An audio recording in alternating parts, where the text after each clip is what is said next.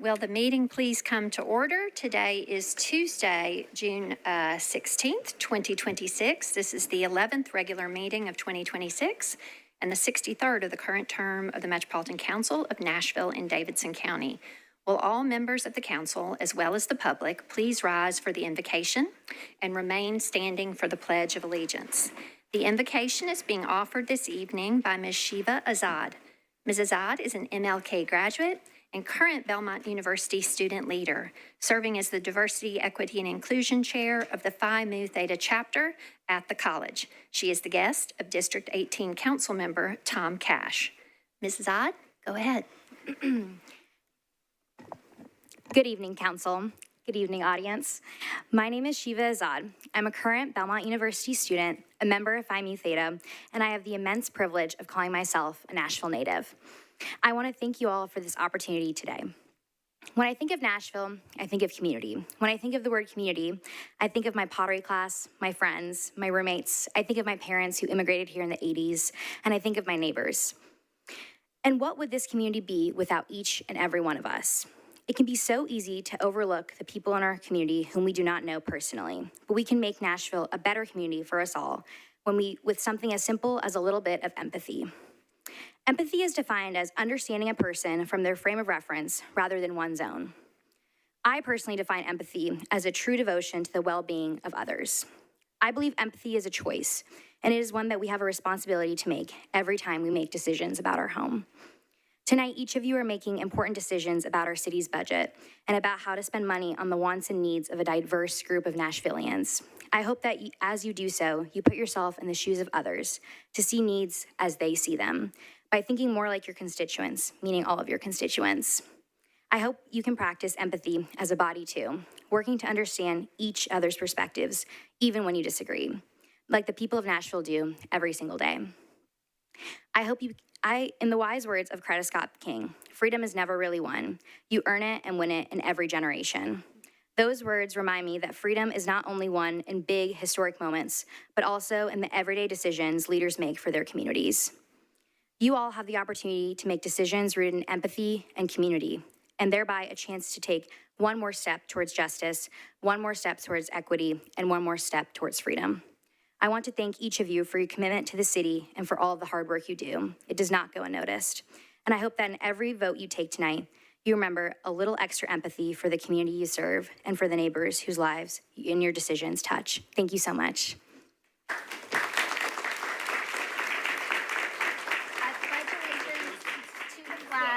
Of the United States of America, and to the republic for which it stands, one nation, under God, indivisible.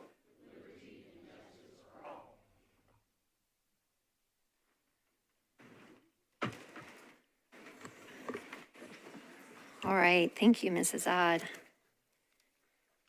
Welcome, council and community members, to what some would say is our most consequential meeting of the year, when the operational budget and tax levy ordinance are on their third and final reading.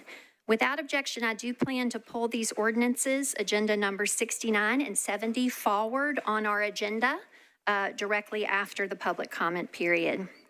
Members have received a memo from me regarding 2 vacancies on the Auditorium Commission. I will take those nominations at the July 7th council meeting. So we encourage you to think about constituents who may be interested in serving and invite the community to put themselves forward to their council members if they wish to serve. Metro government will observe the Juneteenth holiday this Friday, and we wish everyone a happy celebration. Pride Month continues, and I hope everyone will make plans to join me and the LGBTQ caucus of the Council for Nashville's Pride Parade on Saturday, June 27th. Pride is a celebration of our LGBTQ community, and elected officials showing our support for this community continues to be very important at this moment in our country, and is especially important for our trans neighbors, who are sadly subjected to dangerous fear-mongering by far too many state and federal officials. So I want to make a point to express that we stand with Nashville's trans neighbors during Pride Month and all year round. Before council meets again, our nation will celebrate its 250th birthday, marking the 250 years since the adoption of the Declaration of Independence on July 4th in 1776. When colonies of the British Empire said no to kings, monarchy, and autocracy, and then fought for many years to establish a government of laws and not of men, with a clear separation of powers. The health of our democracy has declined precipitously in recent years, and thus this is a perilous time for our nation. So let us recommit ourselves to civic education and engagement and protecting and using our vote so that we may secure our messy, imperfect, and beautiful democracy for another 250 years. We hope everyone has a safe celebration and enjoys their time with neighbors and friends. All right, without objection, we will suspend the calling of the roll and ask the clerk to please record the names of the members present throughout the meeting. I want to recognize Council Lady Jennifer Gamble, who is celebrating her birthday with us this evening. Is there a motion for approval of the minutes of the meeting of June 9th, 2026? Okay, there's a motion properly seconded. Without objection, and seeing no one seeking to be recognized for a change to the minutes, the minutes of the meeting of June 9th are approved. Mr. Clerk, are there any messages from the mayor? Mr. Clerk, would you say that again? There is a message from the mayor. All right, okay. So we invite you, Mr. Mayor, to come forward and address us. Thank you, sir. Good to see you. Thank you. Sorry for stealing your seat. Well, thank you, Madam Vice Mayor. Thank you to all the members of the Metro Council, to the staff from our office, the council office, and Metro departments who are represented tonight, and Nashvillians. Good evening. Tonight, as you heard the Vice Mayor mention, is one of the most important nights on our annual civic calendar. Passing a structurally balanced budget in the midst of spirited debate is the ordinary yet critical work of a healthy government. It's how government should work. I'm grateful for the leadership of the Vice Mayor, Budget and Finance Committee Chair Quante Toombs, and all the members of the Metro Council who got us here. I appreciate the thoughtful discussion of the budget, and I especially appreciate all the Nashvillians who lent their voice to this year's budget process. We had extensive public comment on the budget this year, and those comments reinforce something we all know. Affordability is one of our biggest challenges, and it's why my recommended budget prioritizes addressing it. A budget isn't just a list of expenses, it's a statement about our values, the kind of city we are and want to be.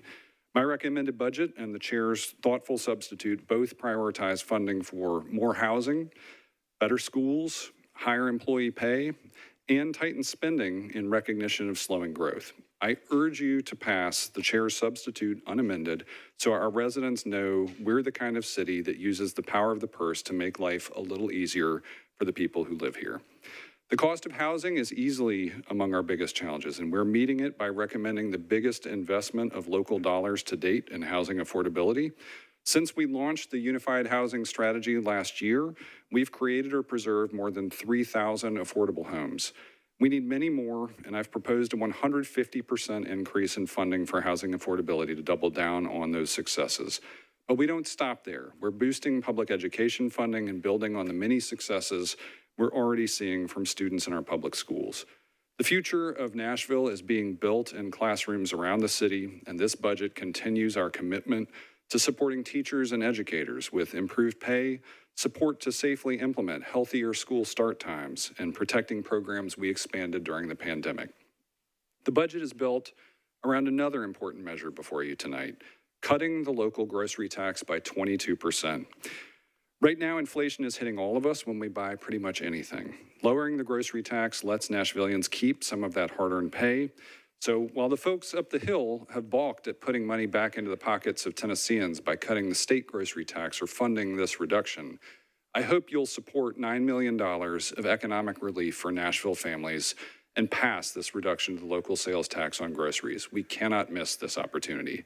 Tonight, let's deliver for Nashvillians. Cut the grocery tax, invest in housing affordability, support quality schools, and deliver a balanced budget that supports our residents. Nashvillians are asking us to meet this moment with a decisive statement about who this city is for And as I said at my State of Metro address, the answer is loud and clear. The city is for all of us. Thank you.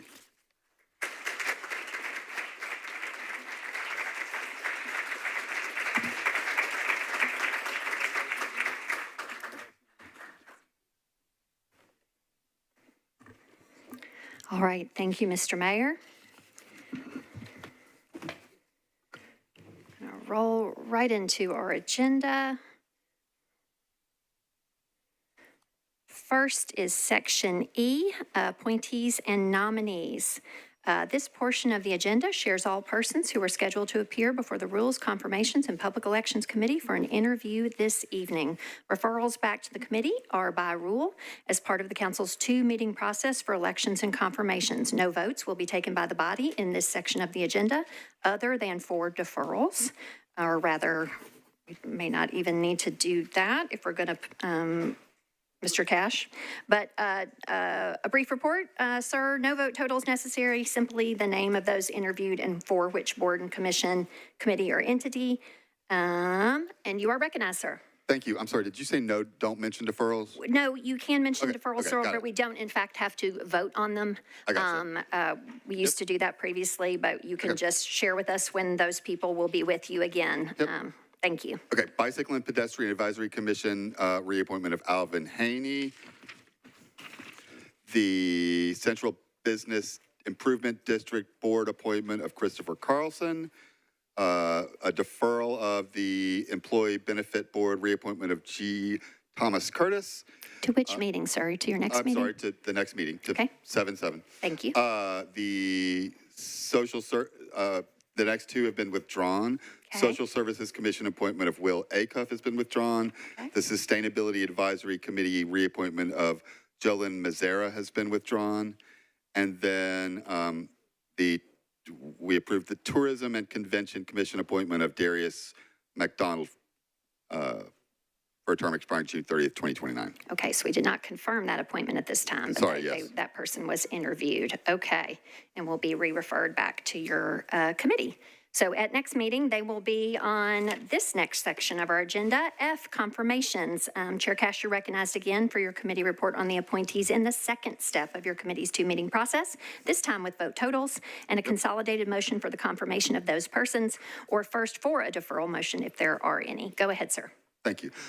Contract and Compliance Board reappointment of Fabian Bedney for a term expiring July 27th, 2028, 8-0. The Hospital Authority reappointment of Alfonso Harvey for a term expiring July 11th, 2031, 8-0. And the Social Services Commission appointment of Mandy Spears for a term expiring April 3rd, 2031, also 8-0.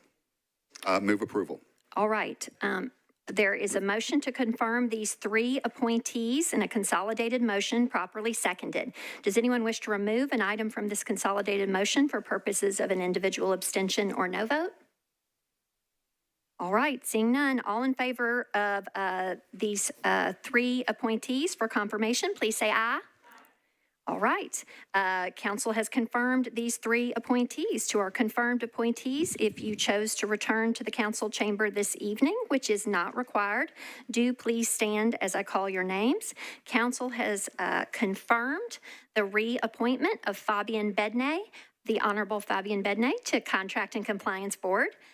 Council has confirmed the reappointment of Alfonso Harvey to the Hospital Authority.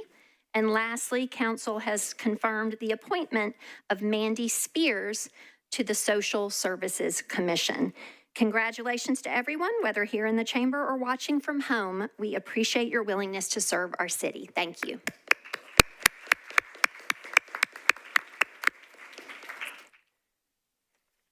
All right, we're going to roll right on into section G of our agenda, which is the public comment portion. And period, rather. Members of the public who are Tennessee residents wishing to speak during public comment may sign up at a table outside the council chamber from 5 to 6 p.m. on the day of a council meeting. Public comment is limited to 20 minutes total at council meetings, and each speaker is allowed up to 2 minutes to speak. Persons speaking on agenda items must be prioritized to comply with state law. And pursuant to Rule 28, all public comment speakers must present proof of Tennessee residency. All right.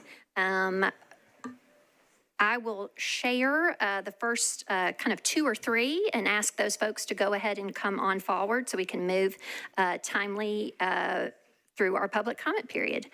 The first person for public comment is Deontay Williams. Deontay Williams will be followed by Shatika Davis and then Amy Lee Brown. Deontay is speaking on agenda item 69. This is our budget and the substitute budget regarding childcare in support. Go ahead, Mr. Williams, you're recognized. Good evening, council members. My name is Dr. Deontay Williams, and I stand here on behalf of the Equity Alliance in support of the extending funding for child care facilities. I support this investment because I know firsthand what is at stake. I was raised by a single mother in the country town of Macon, Georgia. My mother worked long hours, often more than one job. She kept a roof over our heads, food on the table, and opportunities in front of me. Like so many working class Black mothers, she carried the weight of an entire household on her shoulders. The reason I stand before you today as Dr. Williams is not because the path was easy. It's because my mother had support systems that allowed her to work, provide, and create opportunities for me. When families have access to affordable, reliable childcare, parents can work. They can pursue education, they can build economic stability, and children can thrive. How can we celebrate Nashville's economic growth when many of the workers fueling that growth cannot afford or access the child care they need to stay employed? Years from now, when working class families and Black communities ask what did this council do to address the child care crisis, will you be able to say you acted, or will you say you had to explain as to why we did not? Thank you. Thank you. All right. Next will be Shatika Davis, also speaking on agenda item 69, the budget regarding child care in support. After Ms. Davis will be Amy Lee Brown, and then Lindsay Cranks will be next. Go ahead, Ms. Davis. Hello, it's me, Shatika Davis. I live in Councilmember Horton's district, and the daycare that I own is in Councilmember Cap's district. Since last October, I've watched this council listen to providers, listen to families and each other to take meaningful actions to address Nashville's child care crisis. You recognize that child care is not just a family issue, it's an economic issue, a workforce issue, and a community issue. Because of your leadership, we've begun removing barriers that have prevented providers from opening and expanding, but we know the work is not finished. Today, we have an opportunity to continue that momentum. Council Member Toombs' substitute budget includes an investment in the Child Care Stability Fund through the Equity Alliance. This investment recognizes that if we want more child care seats, we must help providers move from ideas to open doors and from surviving to thriving. I know I can count on this council because you've already demonstrated that child care matters. You've shown that you're willing to listen, collaborate, and invest in solutions. Today, I'm asking you to continue that commitment by supporting Councilmember Toombs' substitute budget and the child care investment included within it. Our families are counting on it, our providers are counting on it, and Nashville's future depends on it. Thank you.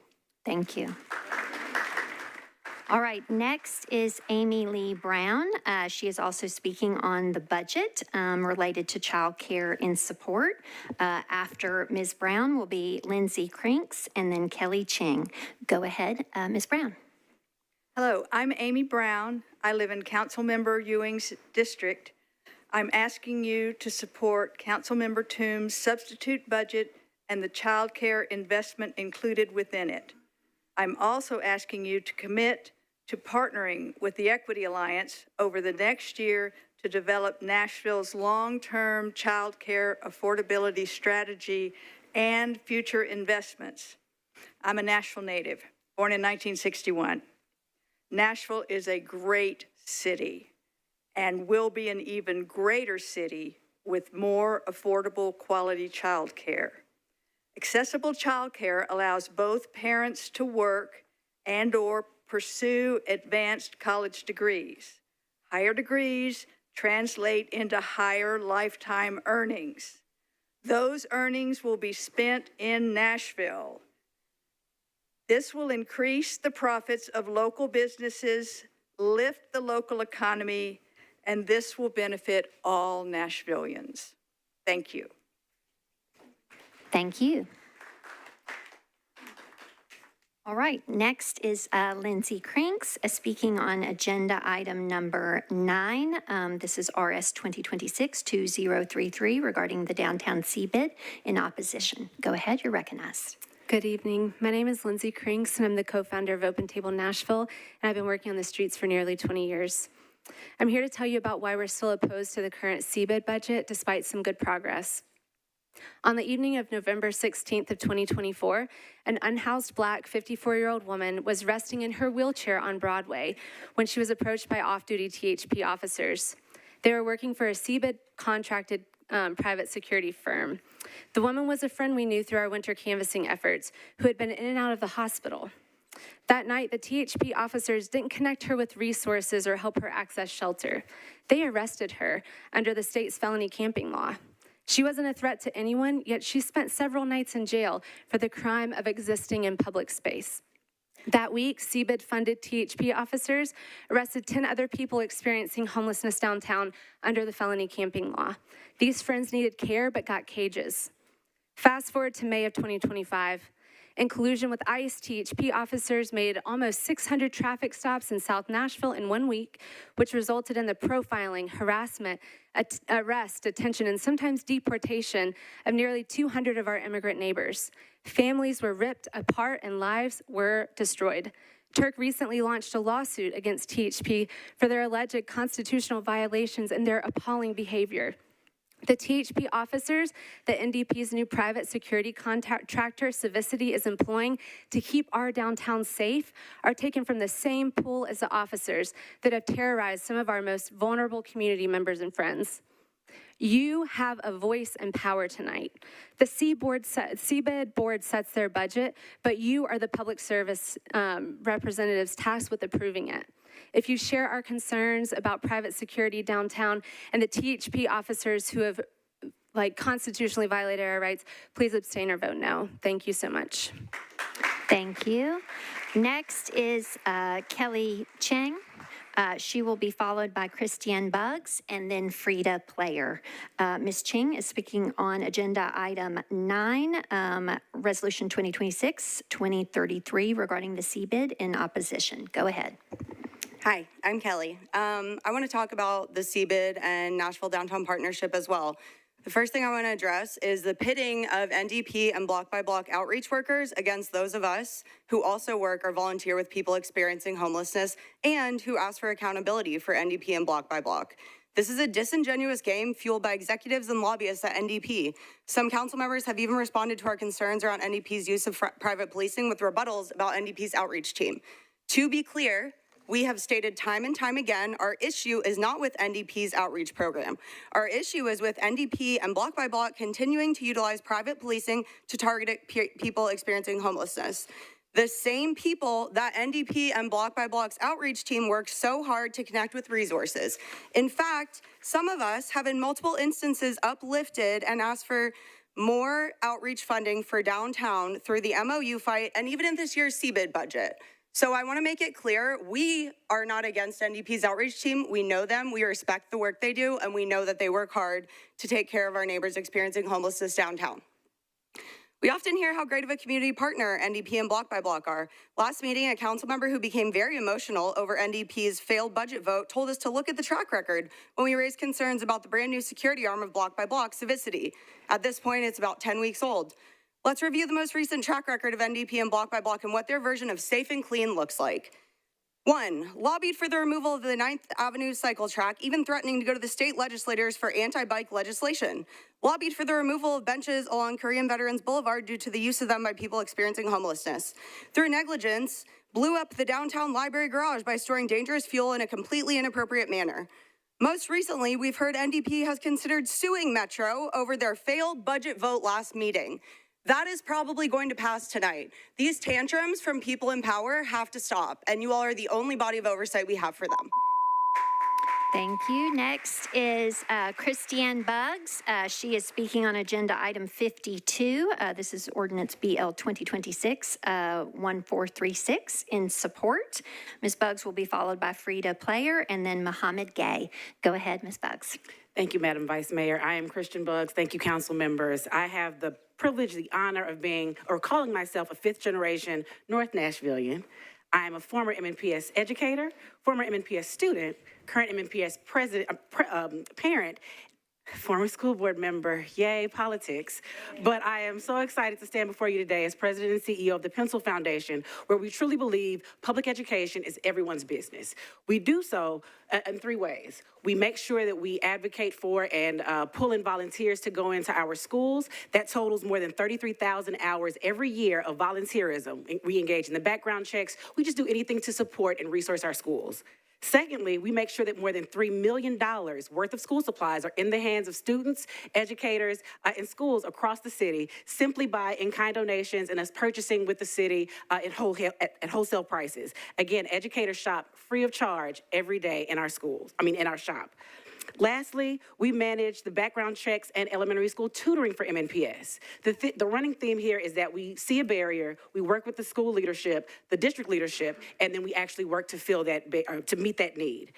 But even more importantly, I'm excited tonight to partner with Metro City government and with MNPS to take over a decommissioned elementary school, one that's been sitting vacant for 4 years. We are happy to fundraise, to launch a capital campaign, to invest dollars into this building that I believe could eventually become an education nonprofit hub. Again, making sure we're identifying barriers and then using the community because we all love Nashville and know what it can be. We will leverage those resources that you all call your constituents to really pour into schools in a deeper and more meaningful way. So I thank you for even considering us. It is truly our pleasure to serve the district and to serve the city, and we hope to continue to see benefits to our students, including my own. So thank you for what you do. We look forward to working with you.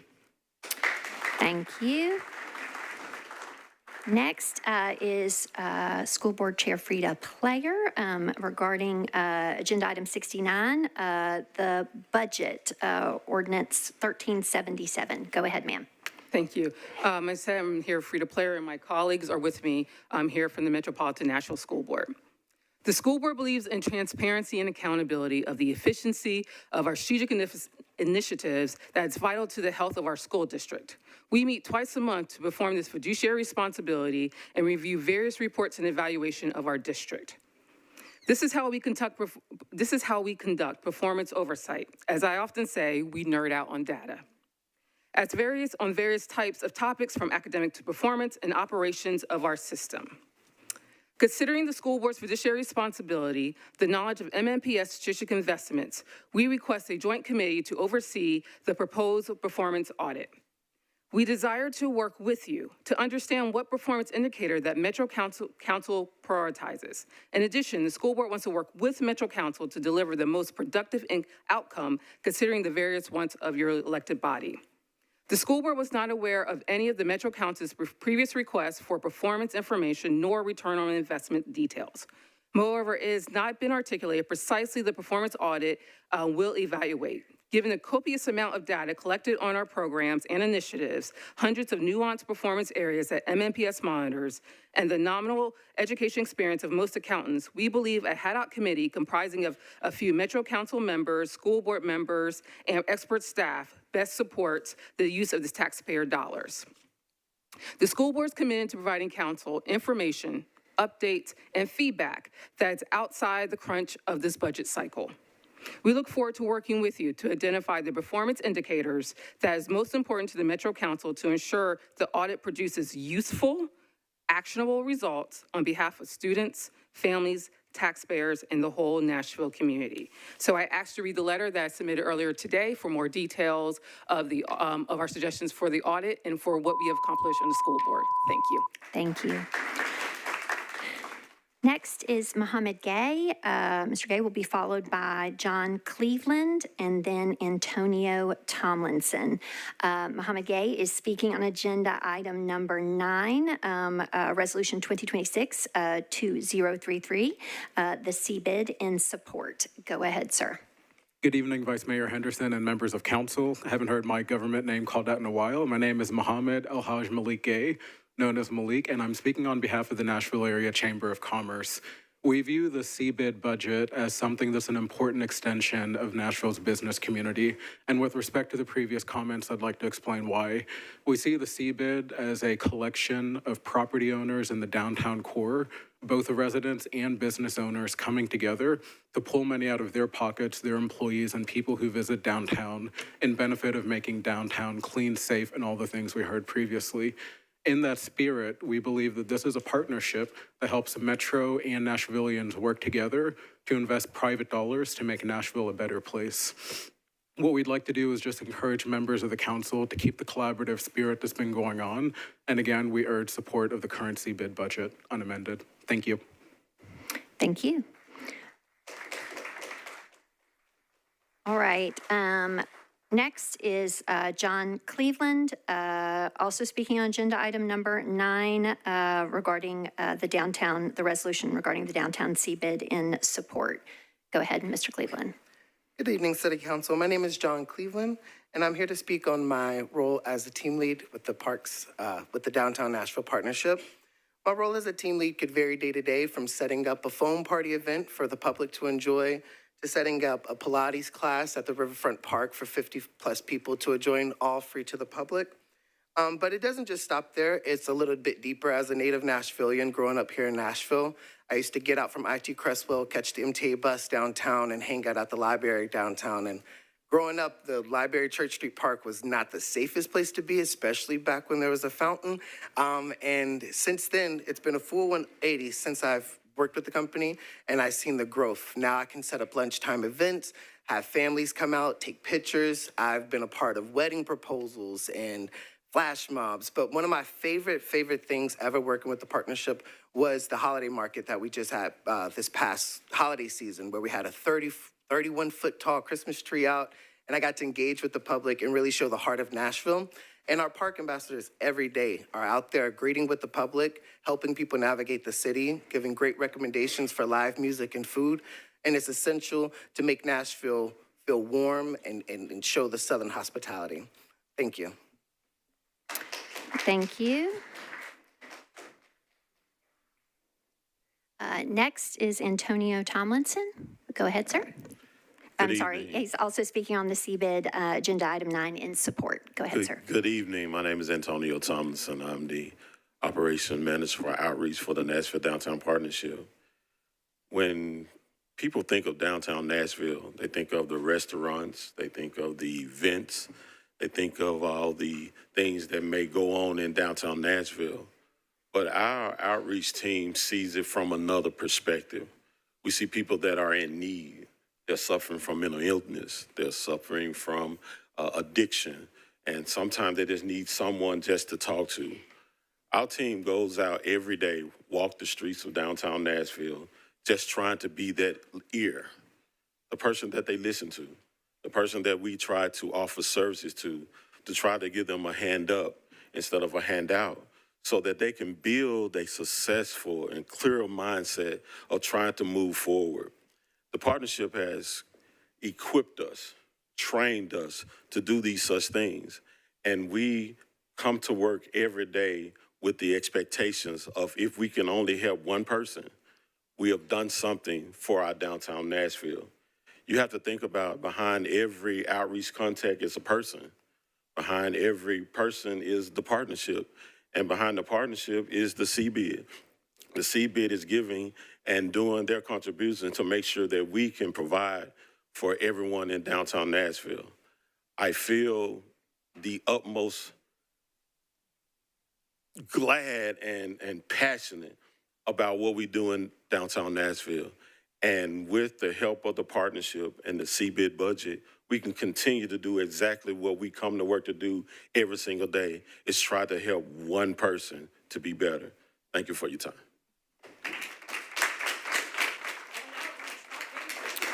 Okay, folks, at this juncture, we have almost 4 residual minutes, and as required by state law, once we dip into our wait list, and even prior, we have to have a balance of support and against. And so at this juncture, in the order of sign up, there were 3 persons speaking in support of the CBID legislation and 2 against. And so I am going down the wait list to the next person seeking to speak in opposition to that legislation. And that person is Trina Hewell. Ms. Hewell, are you present? All right. Again, we at present have 2 full residual minutes here, and then we will have a subsequent about 1 minute and 55 seconds, effectively 2 minutes for one other person. Go ahead, Ms. Hewell, you are recognized. Thank you. Crime is down, drones are up, pedestrian deaths are up, and we can't get crosswalks down. I was here 2 weeks ago raising concerns about the Nashville Downtown Partnership's criminal negligence, and a council member echoed that NDP doesn't seem to consider pedestrian safety part of clean and safe. Then CMA Fest arrived, our single busiest pedestrian weekend of the year, along Broadway from 8th Avenue through 16th Avenue, and along 8th Avenue from Broadway to Korean Veterans, freshly repaved, had and currently has no painted stop lines or crosswalks. During CMA Fest, I went looking for answers. A council member checked with NDOT. The bill's sponsor elevated it to TDOT. TDOT told us the contracted completion date is September 30th. So tourists navigating Broadway on foot just had to figure it out. On June 8th, I started trying to get answers from NDP. Did they coordinate with TDOT to ensure crosswalks were repainted before CMA Fest? They have a documented working relationship with TDOT through the Connection Downtown initiative. I never got a call back. I visited their office under construction. I was directed to their shadowy, unmarked office on Vine Street and was told to try the same website emails I'd already sent. I want to be clear that I oppose this budget, but since there's no public hearing tonight for 10 of you to avoid, you'll probably pass this budget. But before you do, this organization now faces official accusations of negligence from the city's own insurer, and they won't answer phone calls or respond to emails from constituents. It occurs to me we could keep pedestrians safer today with sidewalk chalk than all these agencies and corporations have managed with millions of dollars. So I'll ask again, what do they mean when they say safe and clean? Because it sure ain't people, just the cash machine. All right, now to maintain the state-required balance among the items on the agenda for purposes of public comment, on our wait list, we will go next then and lastly to Dr. Berthina Nabah McKinney, who is the Vice Chair of the School Board. She is speaking on agenda item 69, ordinance 1377, the budget. Go ahead, ma'am. Thank you. Are we live? Okay. Yep. Good afternoon, everyone, or evening. I'm Dr. Berthina Nabah McKinney. I serve as the Vice Chair of the School Board, representing District 4 in the Donaldson, Hermitage, and Old Hickory communities. I also come today as the Chair of the Budget and Finance Committee. I'm coming to have a conversation with Metro Council to talk about the spirit of collaboration. Throughout this budget process, I think we have missed an opportunity of collaboration and conversation to learn more about what Metro Nashville Public School does, what our board is responsible for as elected members of the body, and how we can come together as a body between Metro Council and Metro Nashville Public Schools to work together for the children of Nashville. So as we consider this performance audit that we're looking to do, I join our chair and our school board members, if you could all stand, that we're here together to ask that we do form a committee to have a conversation, a more detailed conversation to identify the scope, objectives, and outcomes that we are looking for in this audit. We did not have these conversations beforehand. There is still opportunity to do it as we continue to move forward, and I ask all members to please consider that as we have these conversations. Also, Also, the other thing that came out of these conversations was many of you received questions from constituents about Metro Nashville Public Schools.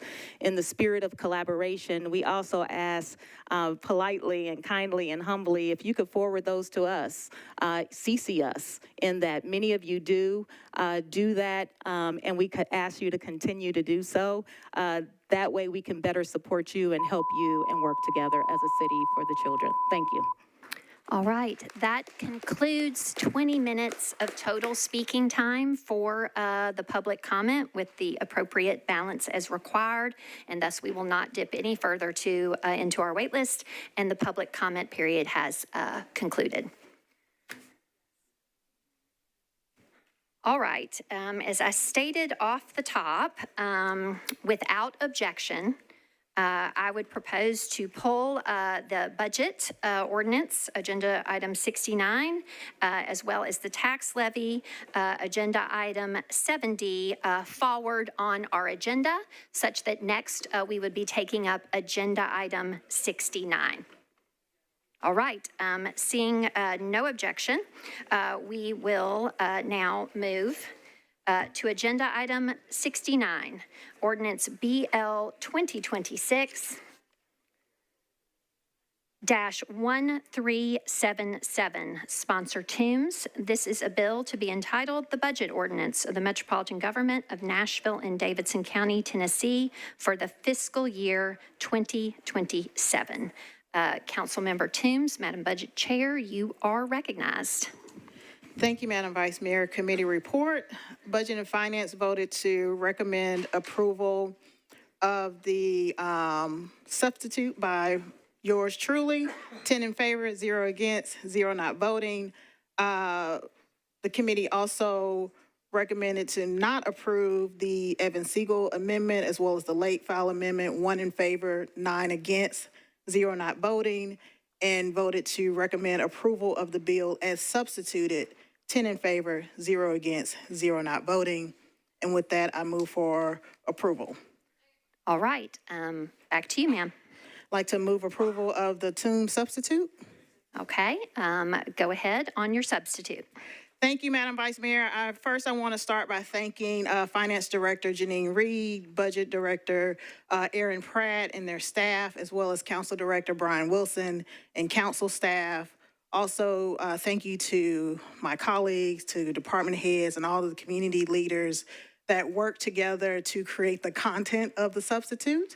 As chair of the Budget and Finance Committee, I really worked hard to create a transparent and collaborative process.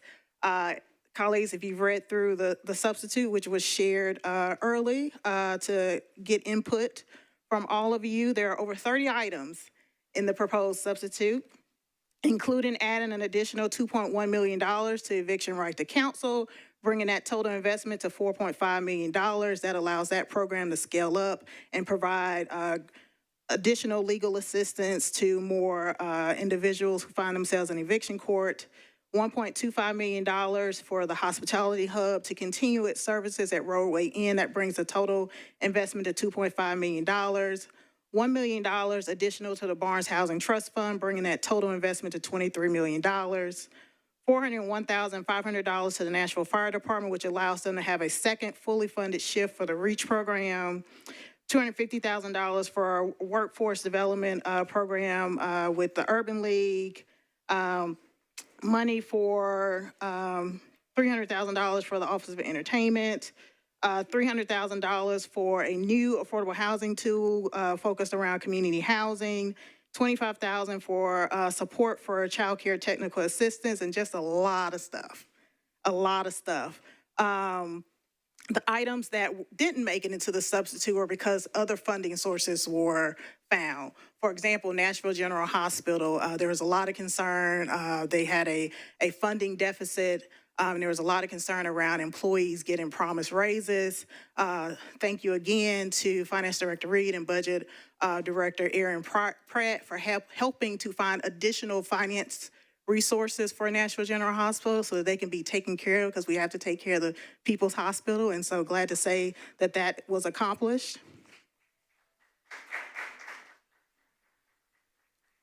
And one of the things that the substitute does as well is that it leaves the grocery tax reduction as proposed by the mayor intact. It was one of my goals to increase it. The numbers were not on my side, unfortunately, but it does leave it intact. And I know there is concern from some about foregoing $9 million in revenue. However, it is not uncommon for us to forego revenue. We do that all the time when we do tax abatements for affordable housing projects because we have decided as a city that affordable housing is worth the investment. And I think that providing financial relief to every single Nashvilleian is worth the investment. And with that, I ask for my colleague's support for the substitute.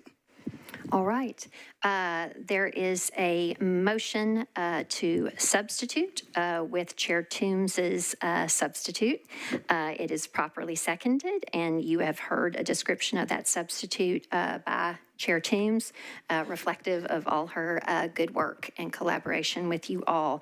So now we are on to discussion on the motion to substitute. Does anyone seek to be recognized specifically on the motion to substitute? Seeing none, this requires a simple majority and we can do it by voice. All in favor, please say aye. Any voting no? Any abstaining? All right. So the substitute is on, and if you would please renew your motion, Madam Chair. Move for approval as substituted. Okay, there is a motion to approve as substituted, and now we are on to discussion for that. First in the queue for discussion is Councilmember Evan Siegel. You are recognized. Thank you, Madam President. I would like to move my amendment. All right. Is there a second for the motion to amend? All right. Go ahead. You're recognized. Thank you. I filed this amendment. I spent a lot of time watching and participating in the budget meetings, thinking about the best way to help Nashvilleians with the cost of living crisis, frankly, that we're facing. If you look at the three, well, I guess we'll say four largest sort of expenses for families, you have housing, you have transit, you have childcare, increasingly elder care, and healthcare. All of these are things that we need to live. And then following that, you have food. And we've seen over the past year what food insecurity does to families. But we have also seen over many, many years what housing insecurity does, what childcare insecurity can do. We have very little power over healthcare at the local level, though certainly wish we could do more there as well for people. And when I weighed the conversations we've had around, is the juice worth the squeeze? And I thought, is the $6 a month that we're going to give to a family of four who's spending at the top of the estimates of, there's a range of like $980 to $1,200, well, $1,175 a month, but we'll call it $1,200. We'll round up. That family is going to save $6 a month. And that's all families, not just those who need it most, or whether we can recommit that money to building housing and putting it in the Barnes Fund, which would build housing for folks who are really struggling. But also by building that housing, we're taking the pressure off the middle income earners who are often going into that housing stock that those folks who really need it are looking for. We're creating more of that housing, and it actually lowers cost overall for everybody in the economy pretty significantly. And it's not $6 a month, it's hundreds, if not thousands of dollars a month. And to me, that is where we need to do the squeeze to get the juice if we're going to help people here. So this amendment was filed in order to talk about this and to talk about whether lowering the sales tax 0.5%, as opposed to, say, removing all local option sales tax, or the 1% the chair talked about, which would be a larger number and a different conversation, but whether this 0.5% is worth it. When we raise taxes here, or when we lower taxes, we always have conversations because they're around property taxes. We have to do a levy, and we talk a lot about that. Everybody gets their bill, but that's not the case with sales tax. It would just go through if there was no amendment here to talk about it and whether this is the right way to help families today. I don't think that this is the right way to help families today. It may be in bigger quantities later. Now, having said that, and I've got 15 seconds left, I would move to amend my motion to move the late filed because an error was caught by finance, even though they'd pre-approved it before, and I would ask if there are objections to that. You would need to move to suspend the rules. Oh, move to amend my motion to suspend the rules to move the substitute. You or would just the need to late file. move to suspend the rules. That. Okay. Thought I had to amend my motion based on. You can withdraw your motion while you still have the floor, as I understand it, and then move We just to want to. suspend the rules Yeah. while you still have the Okay. floor. Special counsel, is that a proper motion at this juncture? The motion that I described, I think she was refining her motion there at the end. Her intent was, she expressed suspension of the rules prior to the time expiring, but if you could just speak to if suspension of the rules at this juncture with that other motion pending is appropriate. Okay. First, We thought we'd played this out, folks. to answer your question, Vice Mayor, a withdrawal and a request to suspend the rules to consider a late filed amendment, which is balanced, would be valid. In Councilmember Ivan Siegel, I heard from you a motion to amend your motion to consider a late file.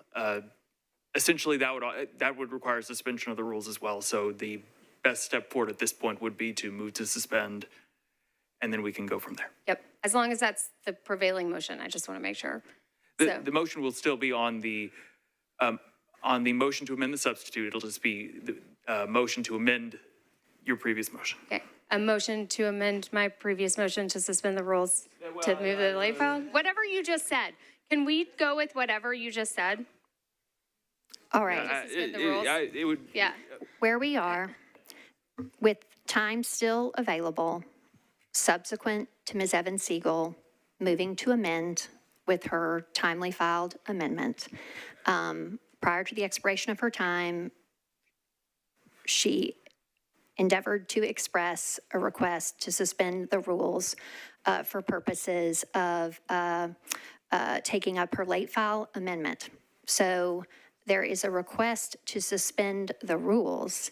Is there any objection to the suspension of the rules? Okay. The rules are not suspended because there are multiple objections to that suspension. So parliamentary inquiry then, so the motion to suspend fails, but so the motion for the amendment is still the prevailing motion? That's correct. You have replaced your initial motion with the motion to suspend, or with the request to suspend the rules, and that request has failed. There is no residual time. Well, counsel, go ahead. In my estimation, before her time expired, maybe imprecisely, she requested to suspend the rules. Once we figured that out, I put it to the body. There were multiple objections, so the rules are not suspended, and her time has expired. All right, special counsel, go ahead. You're recognized for clarification. There's a parliamentary inquiry as to the status before us at this juncture. Vice Mayor, at this point, we are still on the original motion to amend. All there right. was a request to suspend the rules to change that original motion that failed for multiple objections.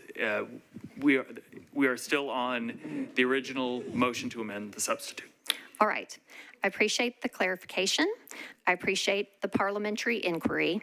The motion that is presently before us is a motion to amend with the timely filed amendment, which was followed by a late filed amendment for the purposes of addressing a technical or mathematical error that I do understand to be an issue, okay? So where we are is on a motion to amend with the timely filed amendment, and so we continue on discussion on the motion to amend.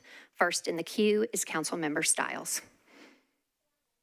Yes, ma'am. Madam Chair, you're recognized. Madam Vice Mayor, given that the timely filed amendment is not structurally balanced, can we vote on that? So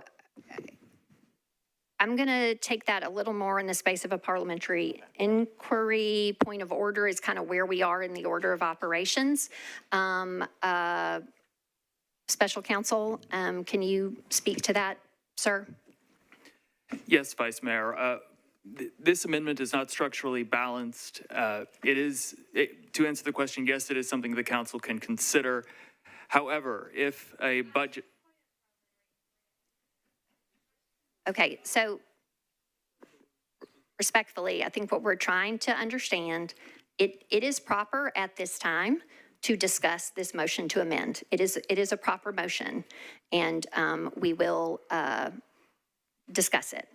As I understand, you are asking, particular to our rules of procedure, is there anything that specifically precludes debate on a amendment? And I did not get the rest of your words. Were you asking particular to the passage of this? Because where we are now is on debate. Okay. I don't have a question regarding debate. I have a question about the actual passing it. Okay. So in the substance of our discussion, anyone can elevate that question or address a question to the special counsel, okay? So there is a proper motion before us.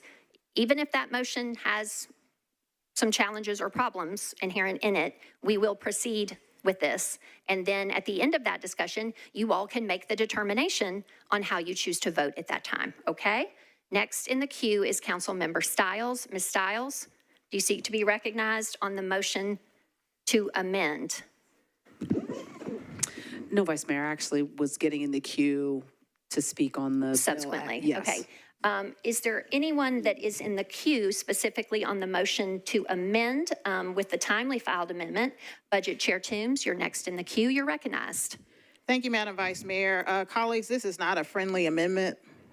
We have many tools in our toolbox for affordable housing. We have the Barnes Fund. With passage of this budget, we'll have a new revolving loan fund. We have the new investment in community housing. We regularly do pilots for workforce housing developments. And later this year, we will hopefully have in place the use of bonds for affordable housing. So there are many tools in our toolbox. I am a big proponent of Barnes, but it is not the single tool that we have. We have many. Yes, it's true that it's really expensive to purchase homes, to rent homes. The folks who are in the middle are buying lesser priced homes, and that's really pricing people out. And if we build new units, eventually, that is hopefully will bring the prices down, eventually somewhere in the future. We have the opportunity today to provide tax relief to everyday Nashvillians. That's important. We already have instances, as I've stated, where we forego revenue. When we do our tax abatements, we're saying we will take less property tax on a property because we believe in affordable housing. Let's believe in people being able to afford groceries and forego this $9 million, which is not a huge investment. And I wish it was more. I wish it was more. I tried to make it more. $6 matters. I can tell you as a mom of 3, I coupon. I watch grocery prices. That's a spaghetti dinner. I could buy my box of noodles. I'm a Kroger girl, so I could buy my Kroger brand spaghetti sauce and some ground turkey. That is a meal. So it's not a small thing.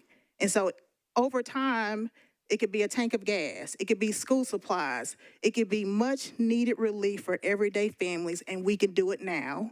So I encourage my colleagues to vote against this amendment. All right, debate continues on the motion to amend. Next in the queue is Councilmember Suara. You're recognized, ma'am. Thank you, Vice Mayor. I also rising against the amendment for some of the reasons that Councilmember Toombs highlighted.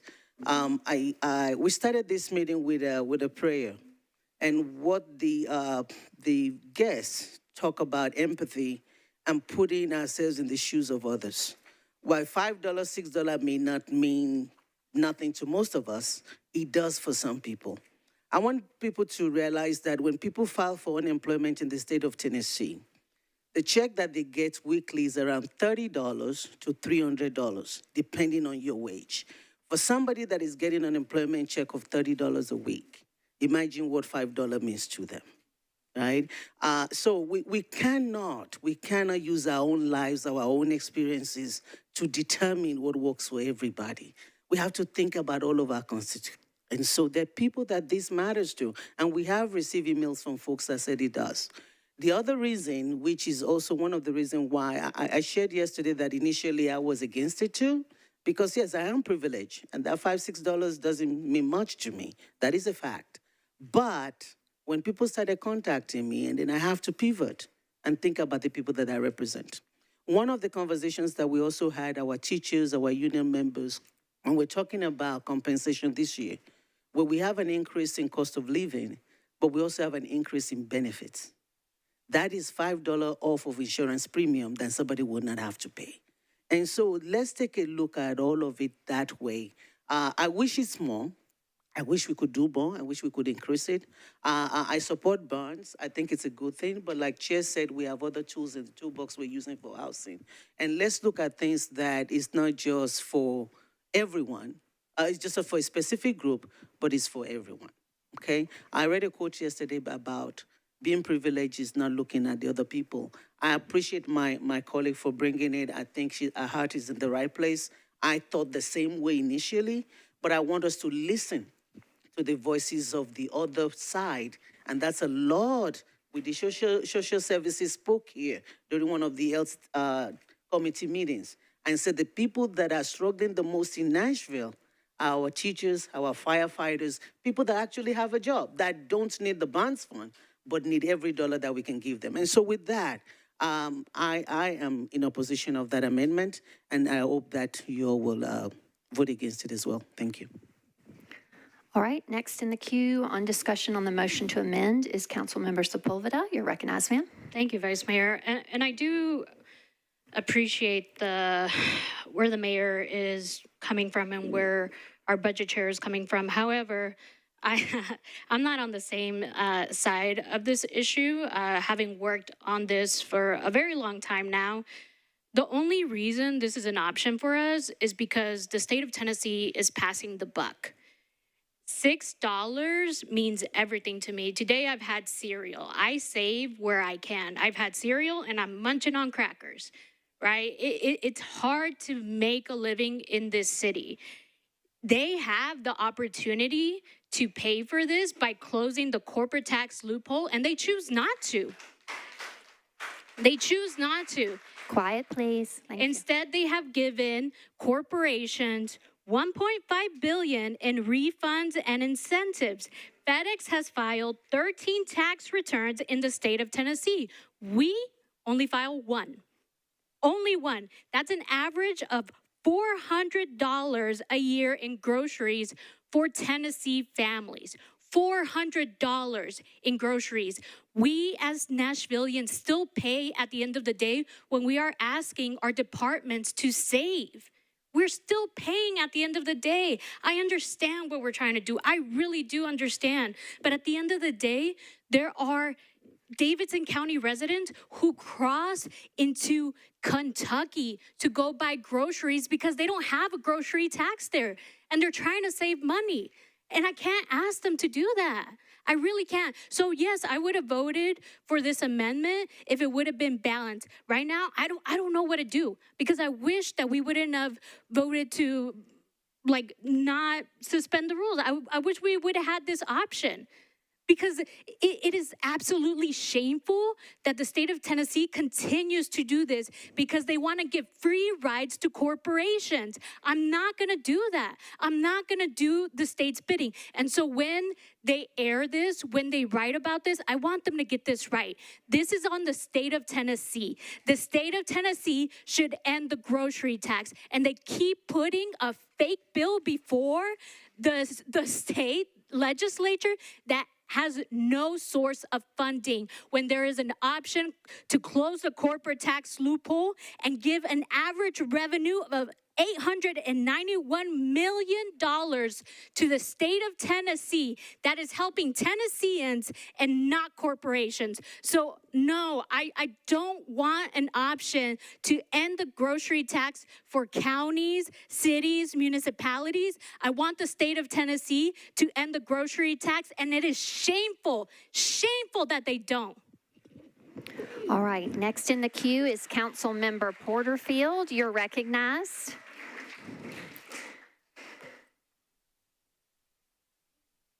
Oh, I'm sorry, Ms. Porterfield. Go ahead, ma'am. Thank you, Vice Mayor. How am I supposed to come behind that? Jeez Louise. Can you come back to me?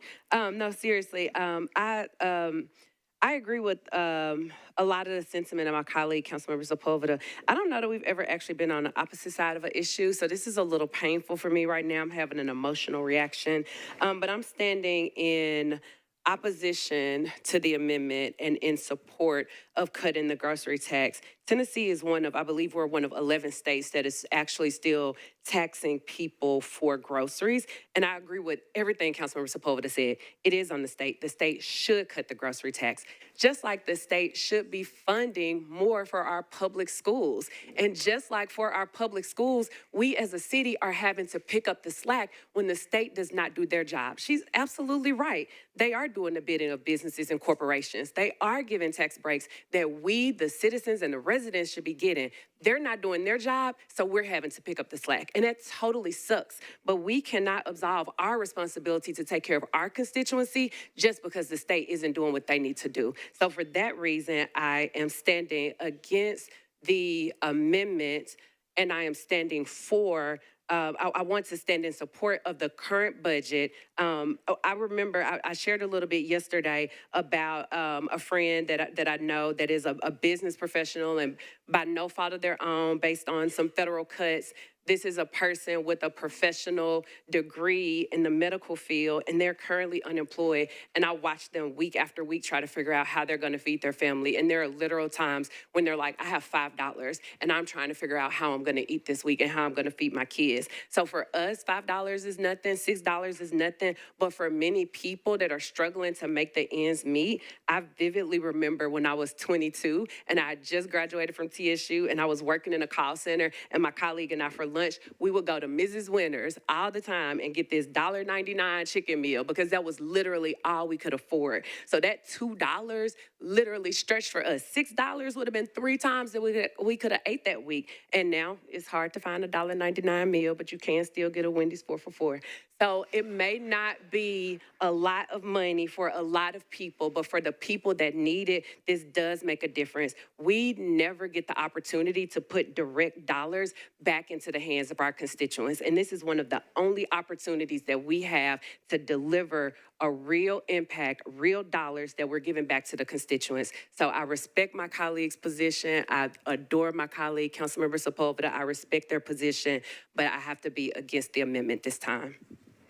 All right.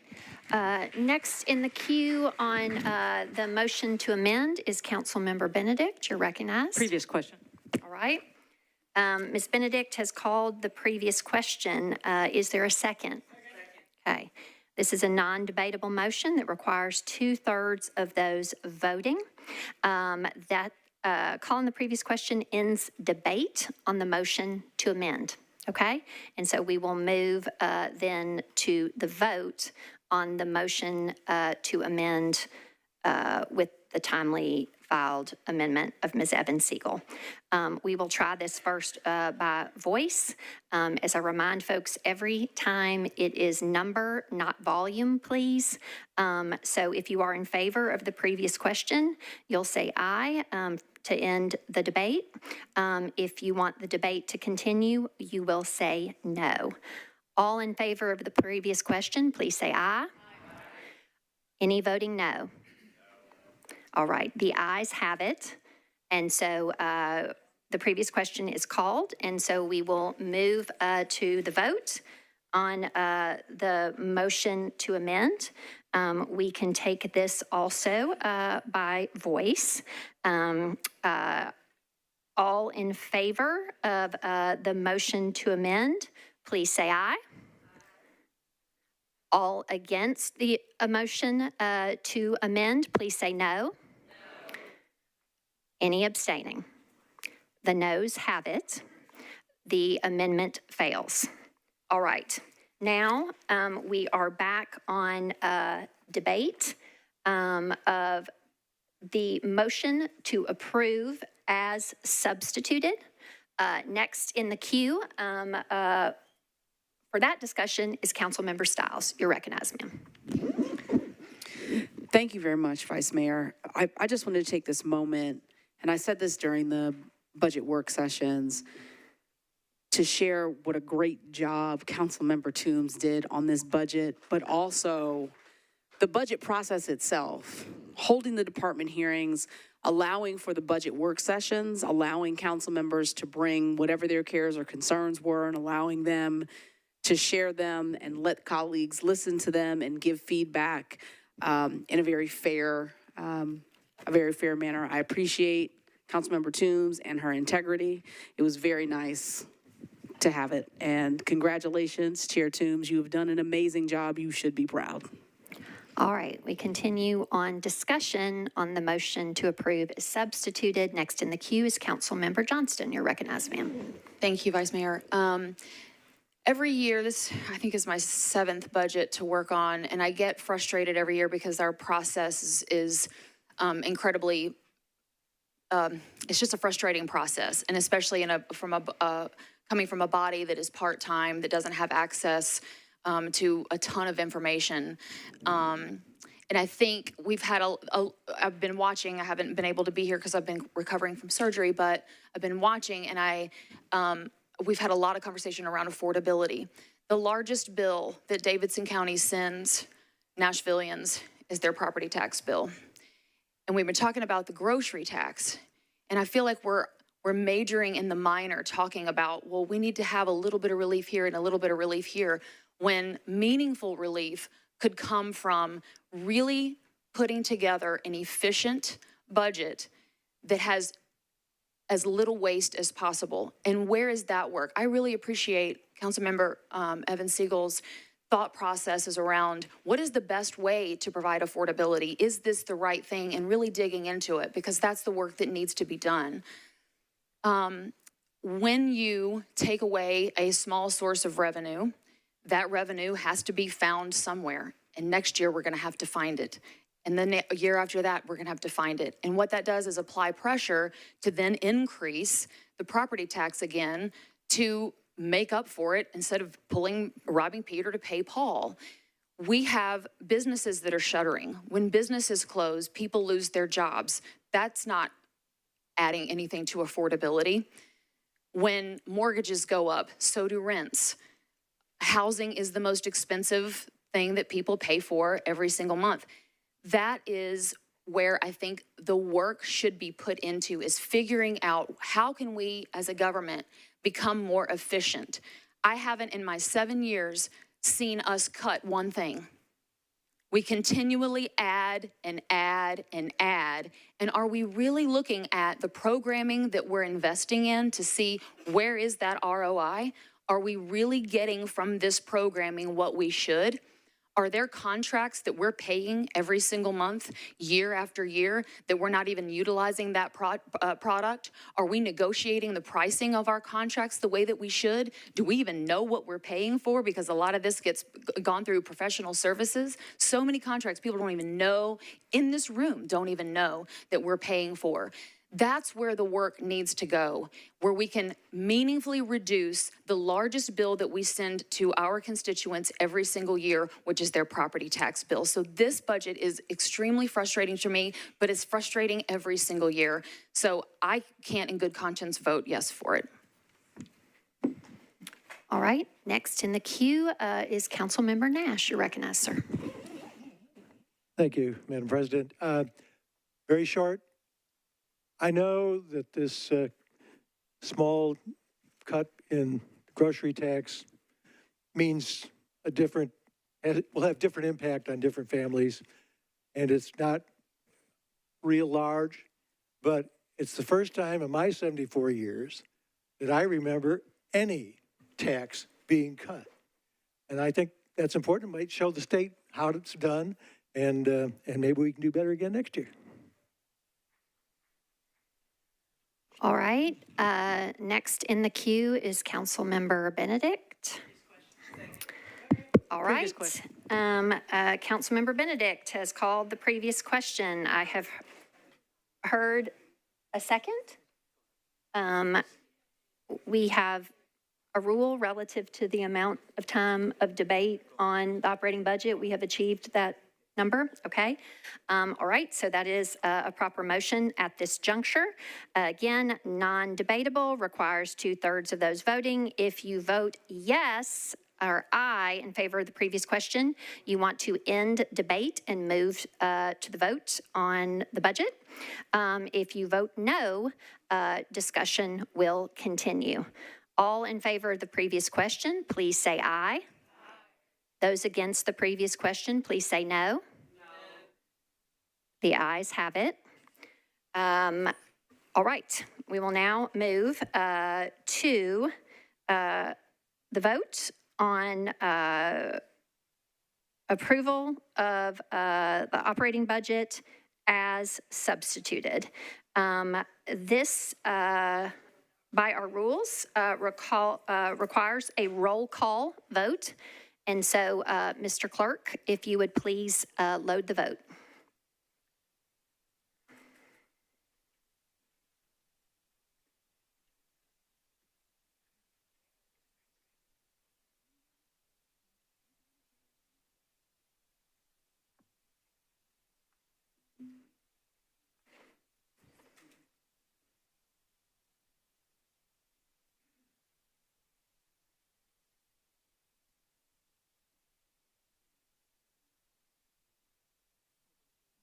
With all votes in, Mr. Clerk, please show the vote. All right, the budget has passed its third and final reading as substituted with 35 votes in favor, 2 against, and 0 abstentions. All right. Next, we move on to agenda item 70. This is ordinance BL 2026-1378, sponsored Toombs. This is an ordinance establishing the tax levy in the General Services District for the fiscal year 2026-2027 and declaring the amount required for the annual operating budget of the Urban Services District pursuant to Section 6.07 of the Metropolitan Charter. Budget Chair Toombs, you are recognized. Thank you, Madam Vice Mayor. Committee report. Budget and Finance voted to recommend approval, 9 in favor, 0 against, 0 not voting. All right. With that report in, it's back to you. Move for approval. All right. There's a motion to approve 1378, the tax levy, and we are on to discussion. First in the queue for discussion, Mr. Eastlick, do you seek to be recognized on the tax levy? Gallery audience folks, quietly, please depart the chamber, very quietly. No speaking, please. Thank you. Go ahead, sir. Thank you. I will not be able to support this agenda item as it continues to use the same weak study done by Raftillis last year as the guide for the USD GSD tax. The way this worked, there was no real data used. It was assumptions and just really assumptions that everybody was getting everything equally when it came to the USD GSD. What it allowed was the USD to grow and the GSD to pay for it. The people in the all GSD districts are paying more. They got a double bump on the tax increase last year, not just the property tax increase, but the actual shift from USD to GSD happened as well.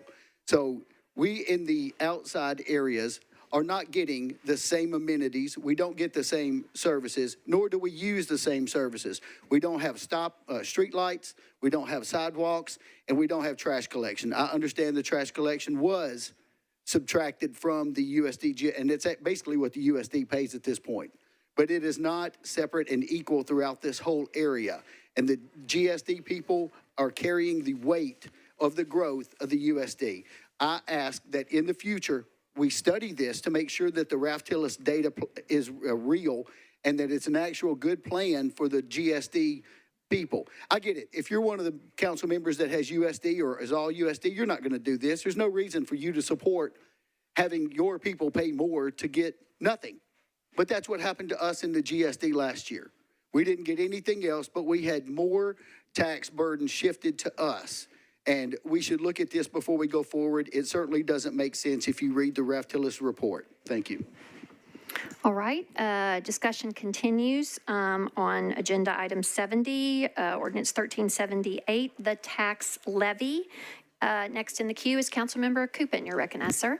Thank you, Madam President. And I want to say first that I deeply appreciate Councilwoman Toombs and the fantastic job that she has done to make sure we are all welcome and had our opinions heard and our voices heard in this process. And as Councilwoman Johnston said, the budget process to me continues to feel backwards and out of order because we do the best we can. I think we've done a really great job this year shifting things around a little bit to get the best impact, but we don't have the time or resources to really dive deep into the meat and potatoes of the budget.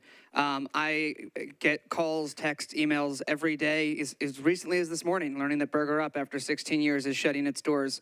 Watching Nashville Staples, watching the soul of our city close. Due to taxes, due to property taxes, I get phone calls from families that are getting kicked out of their homes because they just got their new tax bill. I support the grocery tax reduction. I support what we did there. And I looked at, could we do more? Before we went to the budget process, I looked at an 18-cent property tax reduction. It would have cost $130 million in revenue. That light turning off was part of the cuts.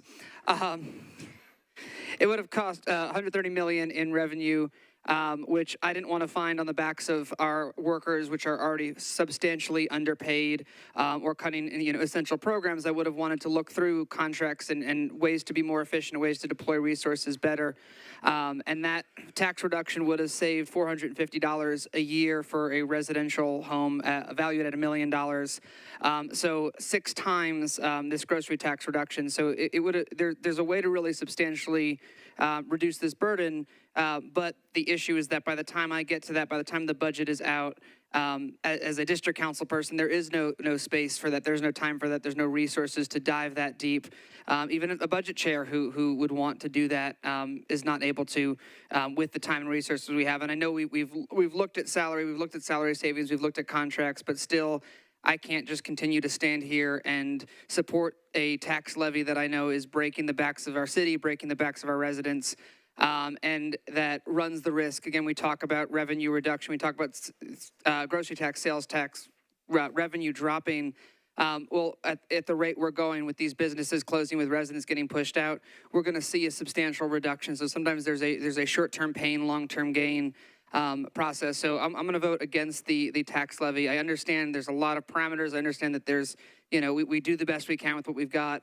But I need to stand up for my constituents and recognize the challenges that we are facing, and hopefully going into next year and starting to go into another reappraisal cycle, we can look at how we can ease this burden, but still, deliver the services we need to deliver. All right. Next in the queue is Councilmember Erin Evans. You're recognized, ma'am. Thank you, Vice Mayor.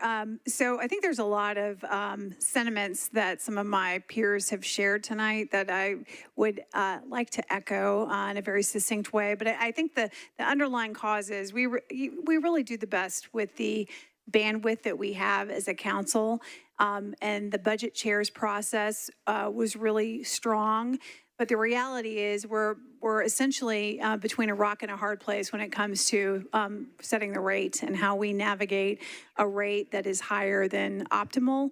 In particular, my colleague from Old Hickory, reiterated his feelings around the original study that got us to the differential between the USD and the GSD. And I want to just reiterate that we are about 3 cents difference between USD and GSD.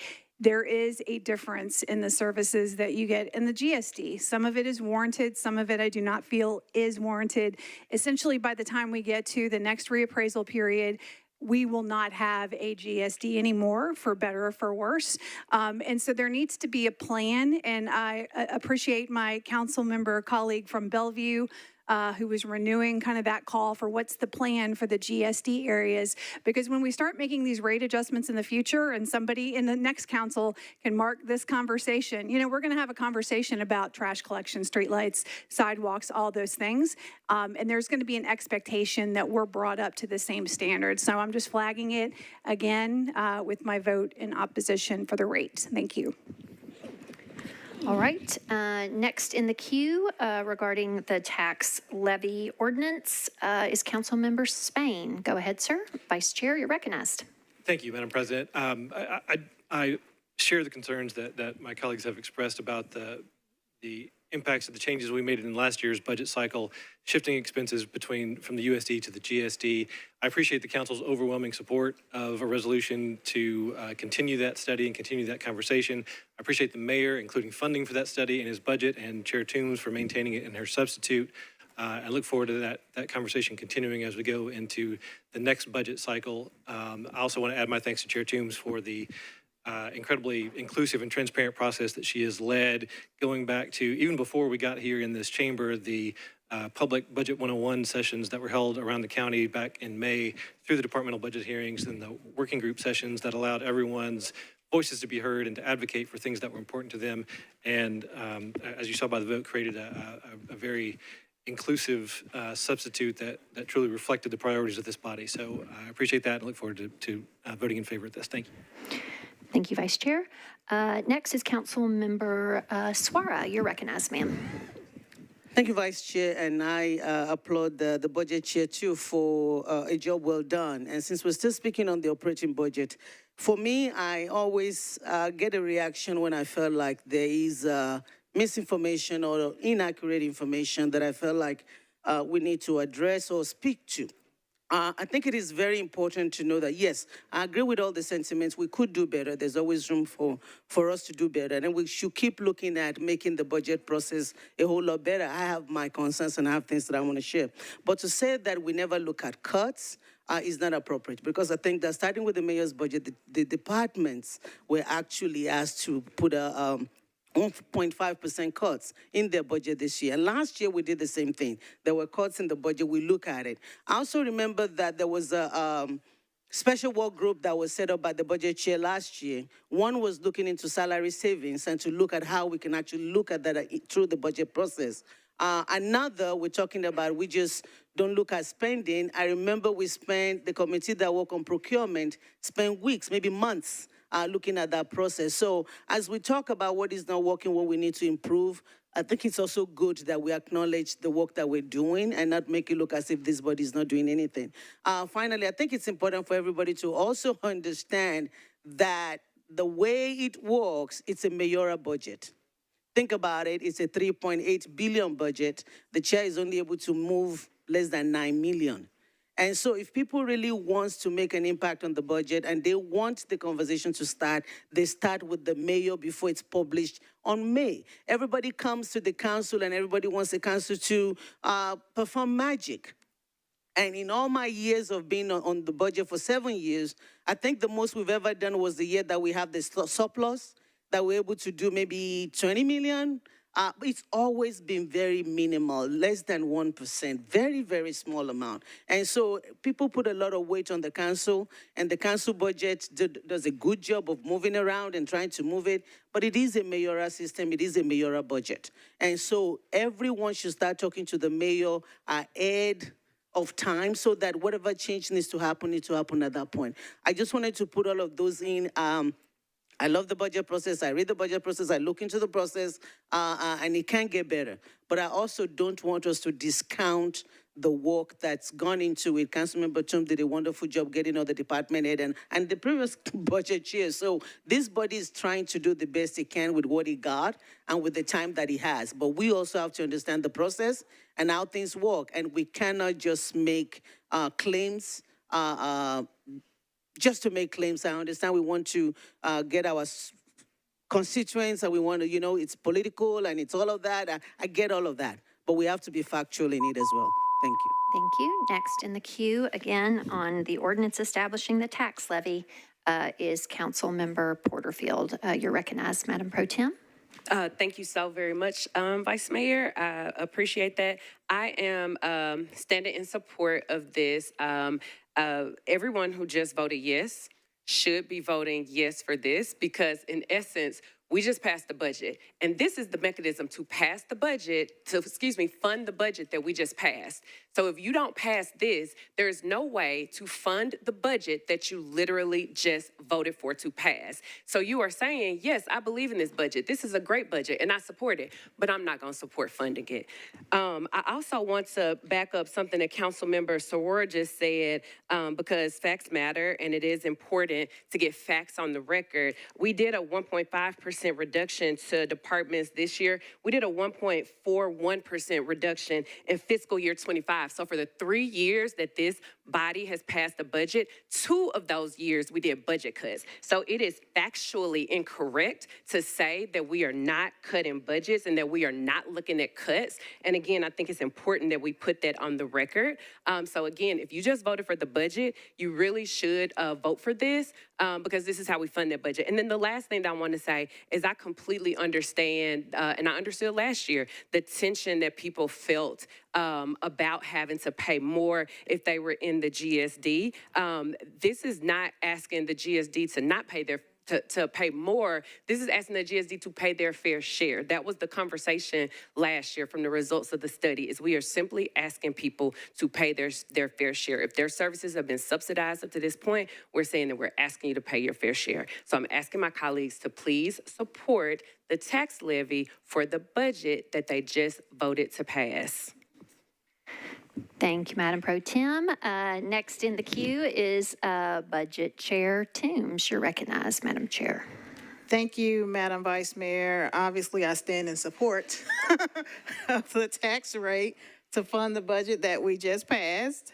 I do want to point out that the budget that we just passed does include 1.5% cuts across the board. I want to lift up the work of our Finance Department and our Budget Office, both of whom have been working with department heads to help them identify how to absorb those cuts.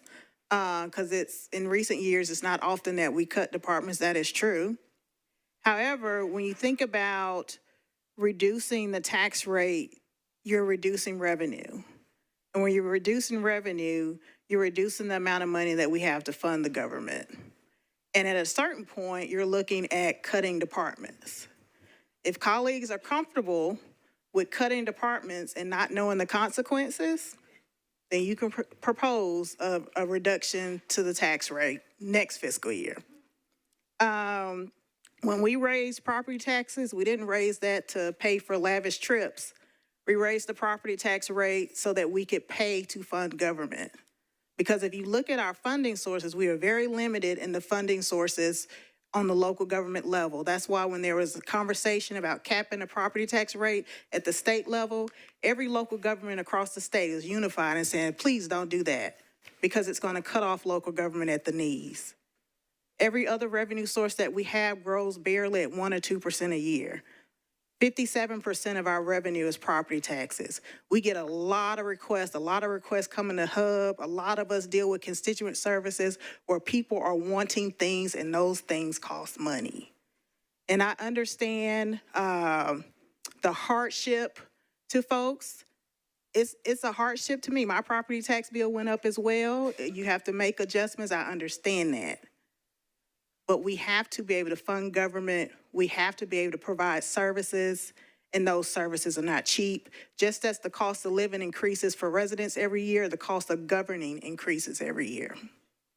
We have to pay for our schools, 80,000 kids, 11,000 employees, the thousands of employees that work for Metro and provide the services. People talk about public safety and affordable housing and all the different departments that provide service. All of that costs money. The bulk of our budget is personnel, the people providing the services.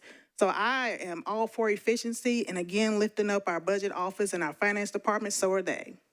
And they are always looking at how we spend money, how to save money, and how to be responsible with taxpayer dollars. So I encourage all of my colleagues to meet with them and start that conversation. If you want to look at cuts, you got to be prepared of what the consequence is for that. Thank you. Thank you. Mr. Eastlick, you have spoken before on this matter. I cannot recall if you used the entirety of your time, but I would ask you please to be concise, sir. Thank you. I generally don't.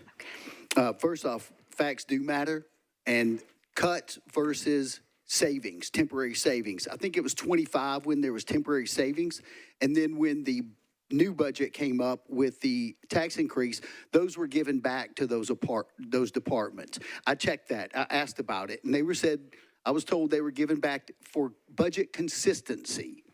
So that's the difference between a real cut that it doesn't come back, and a temporary savings, which is what I found out the last time. Secondly, we talk about not being able to cut, and we're fighting over $6. We could cut the amount we pay. If you look at some of the things, the goods and services that Metro pays for, it is well beyond a premium versus what the general public pays for. If you've been in the Apple committee with me, you know I'm upset about the $100,000 outdoor bathroom that was prefabricated from another state, shipped here for $100,000. There's no one in this room that could convince me a general contractor, a regular person in our city, could not build that a whole lot cheaper. So we're spending money at a monopoly money rate. We could cut these departments without losing anything. Just pay what the regular public pays for the same exact good or service. And secondly, or last, we could talk about this all day long about the rate split. The rate split based on Raftillus does not justify their changes. They talk of broad concepts. They do not talk about individual statistics or usage-based data or anything like that. It is just a concept, and I believe Raftillus is used by this government because they tell the government what they want to hear. All right. With no one else in the queue, we will move to the vote on the third and final reading of the tax levy. To Pro Tem's point, which funds the budget that has already passed. I will remind the body from a technical perspective that pursuant to the Metropolitan Charter, if the tax levy ordinance is not adopted on third reading, it requires 21 votes. A new tax levy ordinance, if sufficiently funds this 2027 budget, must be filed and heard at 3 separate readings prior to June 30th. So I would ask that you keep that in mind as we move to the vote. Our rules do require that this is a roll call vote. So Mr. Clerk, if you would please load the vote.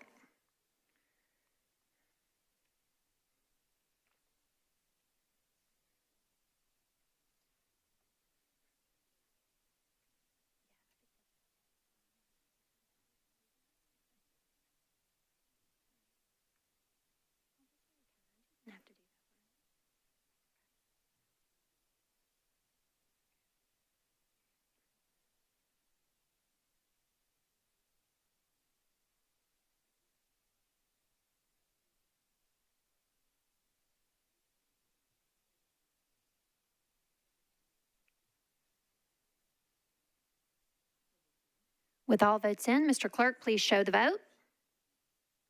All right. The tax levy ordinance has passed its third and final reading with 29 votes in favor, 7 votes against, and 0 abstentions. All right. That concludes our 2 budget items that we pulled forward on our agenda. And so at this juncture, we're going to go back to the top of our agenda and move on through in agenda order.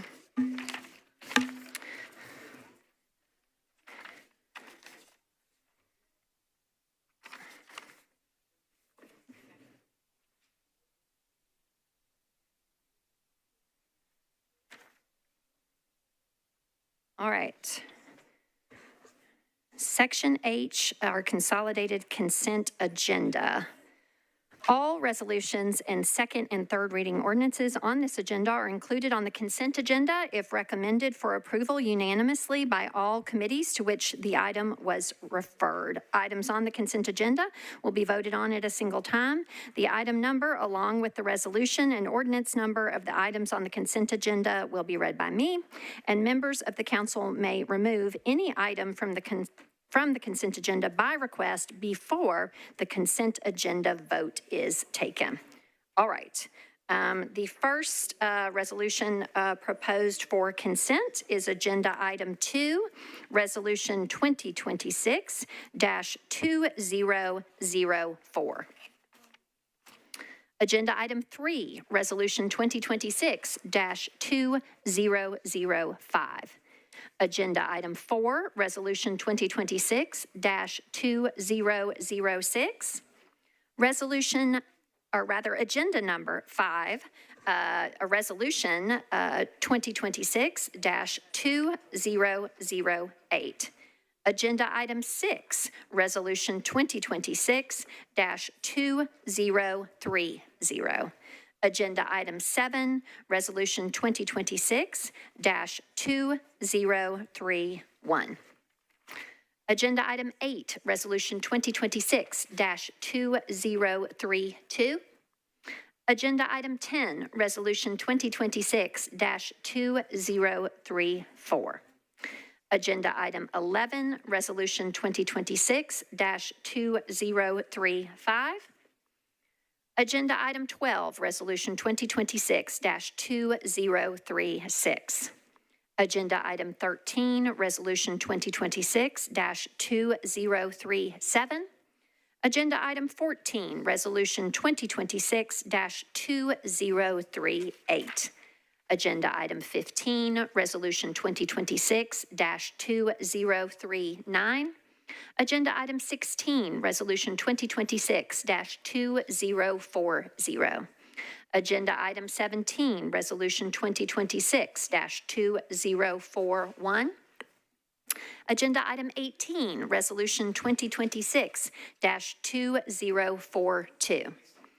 Agenda Item 19, Resolution 2026-2043. Agenda Item 20, Resolution 2026-2044. Agenda Item 21, Resolution 2026-2045.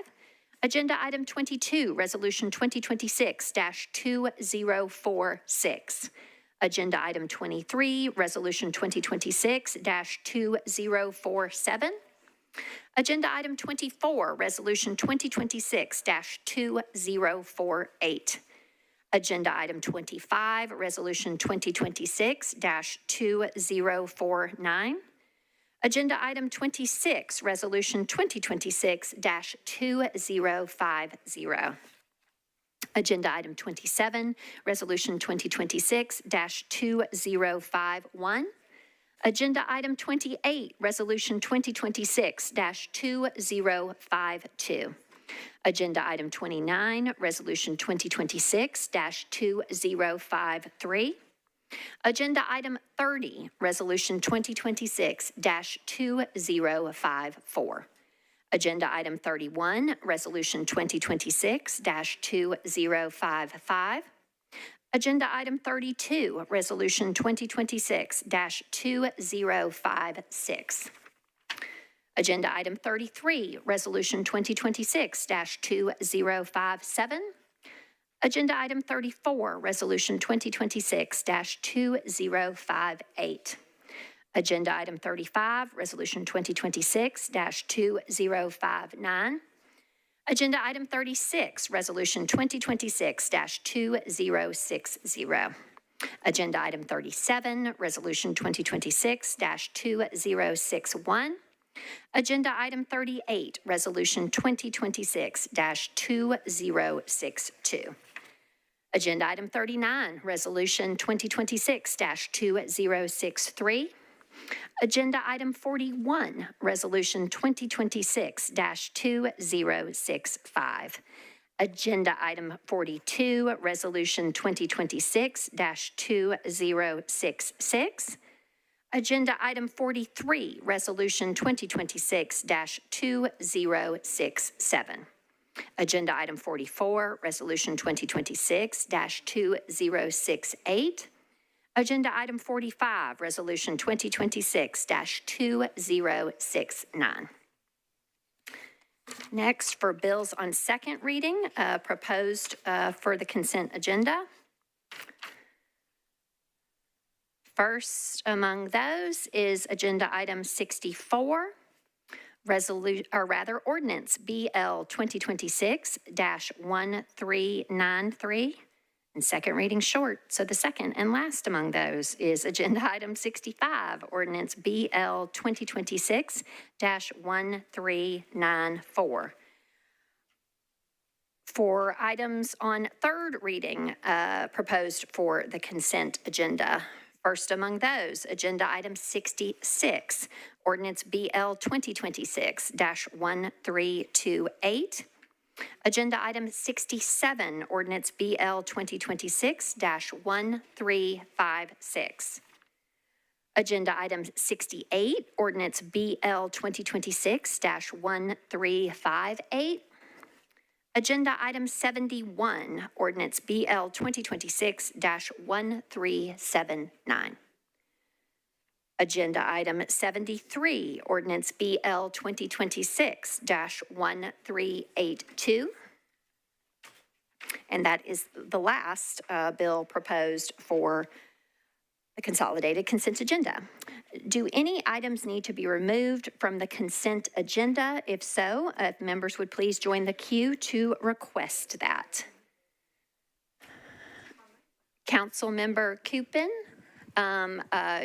you are recognized, sir. Thank you, Chair. Number 40, I believe, was off consent, but just wanted to make sure. That's correct, Councilmember. 40 is not on consent. Next in the queue, Councilmember Ellis, you're recognized, ma'am. Thank you, Madam Chair. Two things. I wanted to confirm 2031, that's on consent.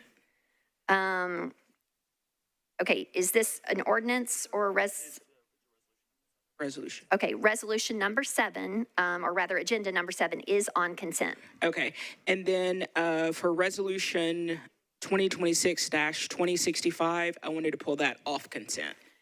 Okay, do you have an agenda number, ma'am? Okay, agenda number 41.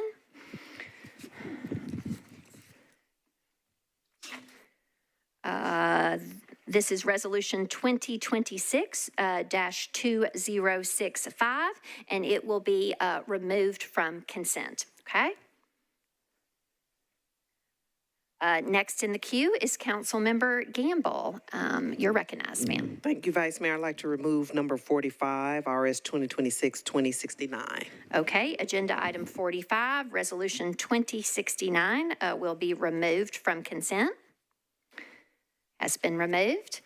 Next in the queue, Councilmember Suara, you're recognized, ma'am. Thank you, Vice Mayor. Item number 73, BL 2026-1382, please. All right, Councilmember Suara has requested the removal of agenda item 73, ordinance 1382, and it has been removed from consent. All right. Any other members seeking to remove an item from consent? All right. Seeing none. Mr. Clerk, are all committee reports in for the items remaining on the consent agenda? Yes, all committee reports are in. Okay. Thank you, Mr. Clerk. Members, is there a motion for approval of the consent agenda? Okay. All in favor, please say aye. Council has passed all items on the consent agenda. All right, next we will move back through our agenda, again in agenda order. First for resolutions that were not on consent. And first among those is agenda item 1. This is ordinance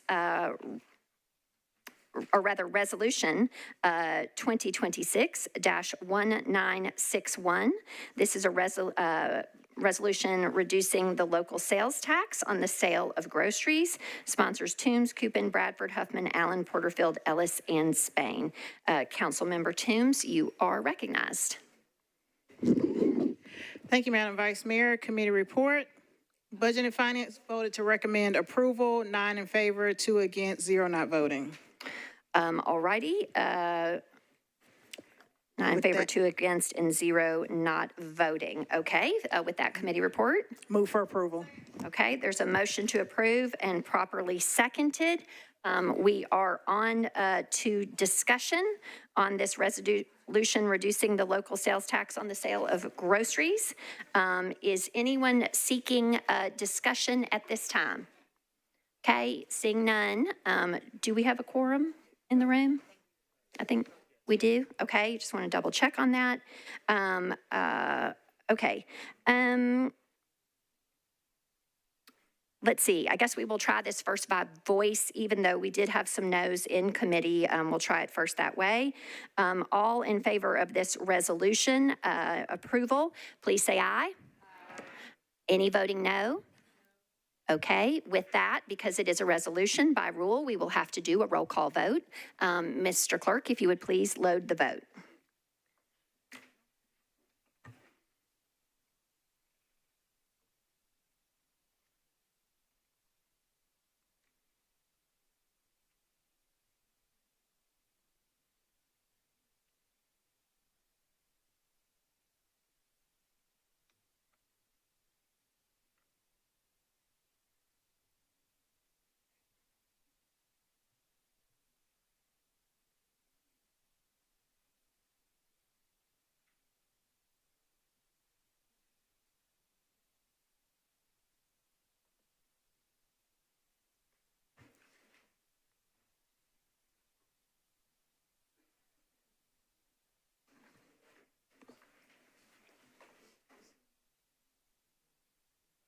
Ms. Hancock, do you seek to vote on this?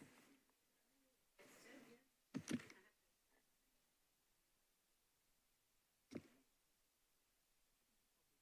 all votes in, Mr. Clerk, please show the vote. All right, this resolution has passed with 28 votes in favor, 3 against, and 1 abstention. All right. Next is agenda item 9. This is resolution 2026-2033, sponsor Coupon. This is a resolution approving the fiscal year 2027 Central Business Improvement District budget and accepting previous Central Business District improvement budgets. Councilmember Coupon, you are recognized, sir. Thank you, Madam President. Committee reports, please. For the report of the Budget and Finance Committee, Chair Toombs. Budget and Finance voted to recommend approval, 8 in favor, 2 against, 1 not voting. All right, back to you, Mr. Coupon, for a motion to get this bill before Move us. approval with a brief comment, please. Okay, is there a second? Go ahead, sir. Thank you. And no, we've seen this before, but did want to highlight some things that that have occurred over the last year with the Central Business Improvement District. First among those that the CBID and CBID board I've encouraged to and been happy to see them lead the effort. I've reminded colleagues that our relationship is not with Nashville Downtown Partnership, it is with the District Management Corporation made up of board members that are downtown residents and stakeholders and business owners. And so I want to make sure that those folks are here and engaged and knowing what's going on, and they've done a great job of that. The letter you got today was signed by all of them. And so that's been a huge improvement. Again, thanks to Councilman Parker for elevating the fact that we do need to even have this budget process. We've got an activities and interaction report from Councilman Prepty's amendment. And then we've also seen progress on what the bid is allocating funding for, right? You've seen that NDP and the CBID have committed to funding REACH mental health workers downtown. They are in the process of a commitment for funding Red Frogs, which is huge. So we're seeing a lot of movement, a lot of progress on that. The conversation's ongoing.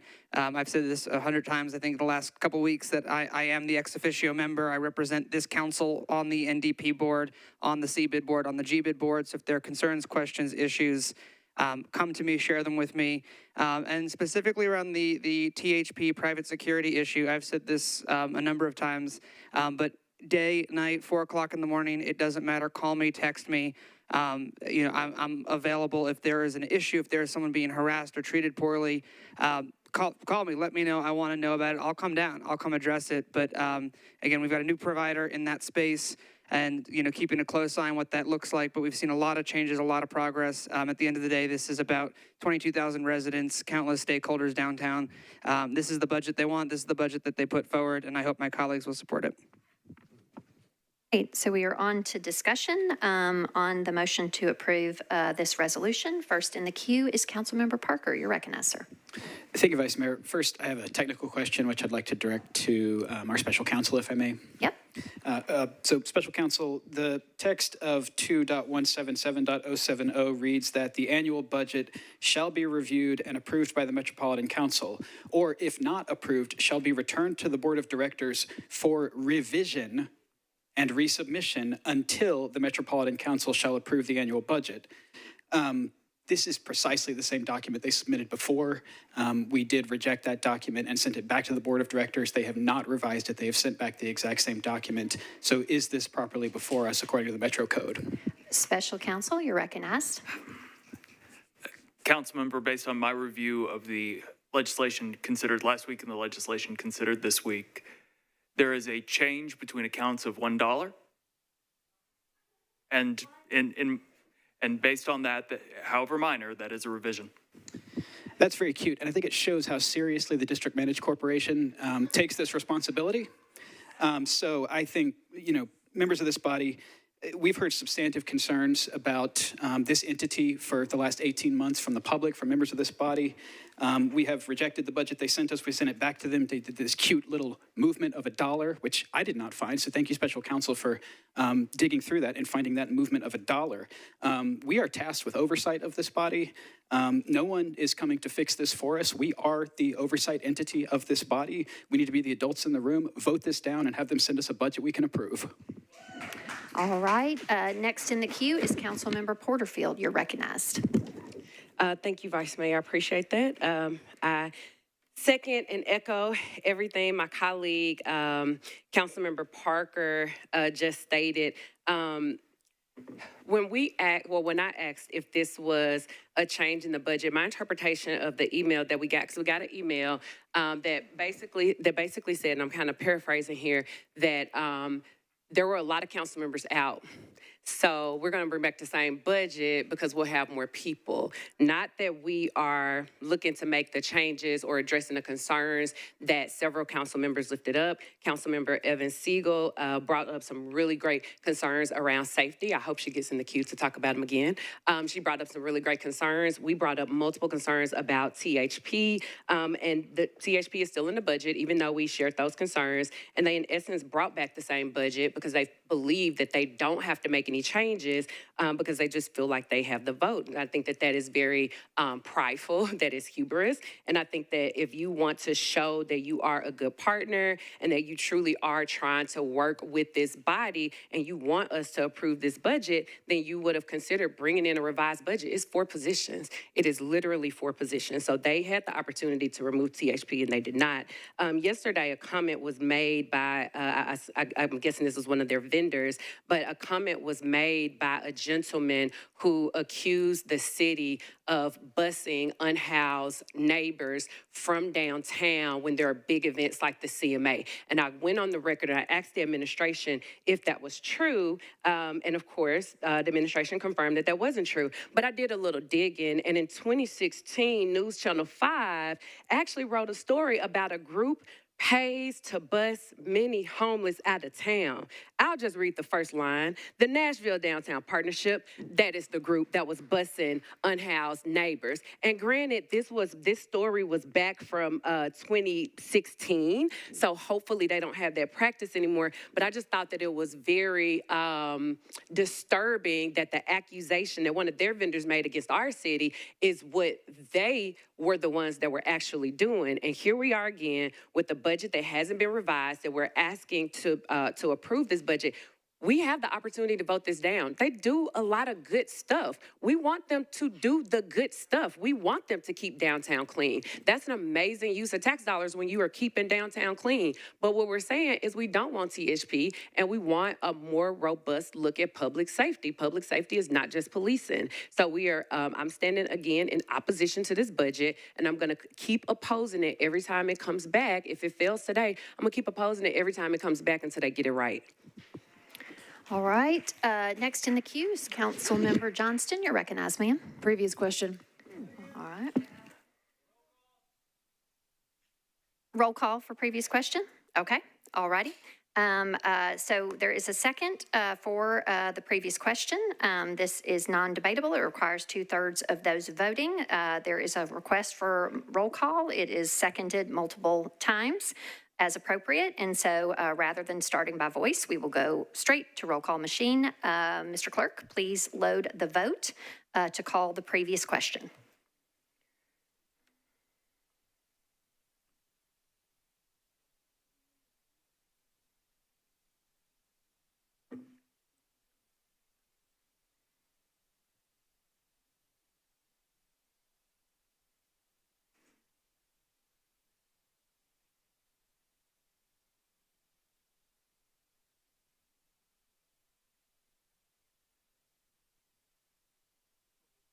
With all votes in, Mr. Clerk, please show the vote.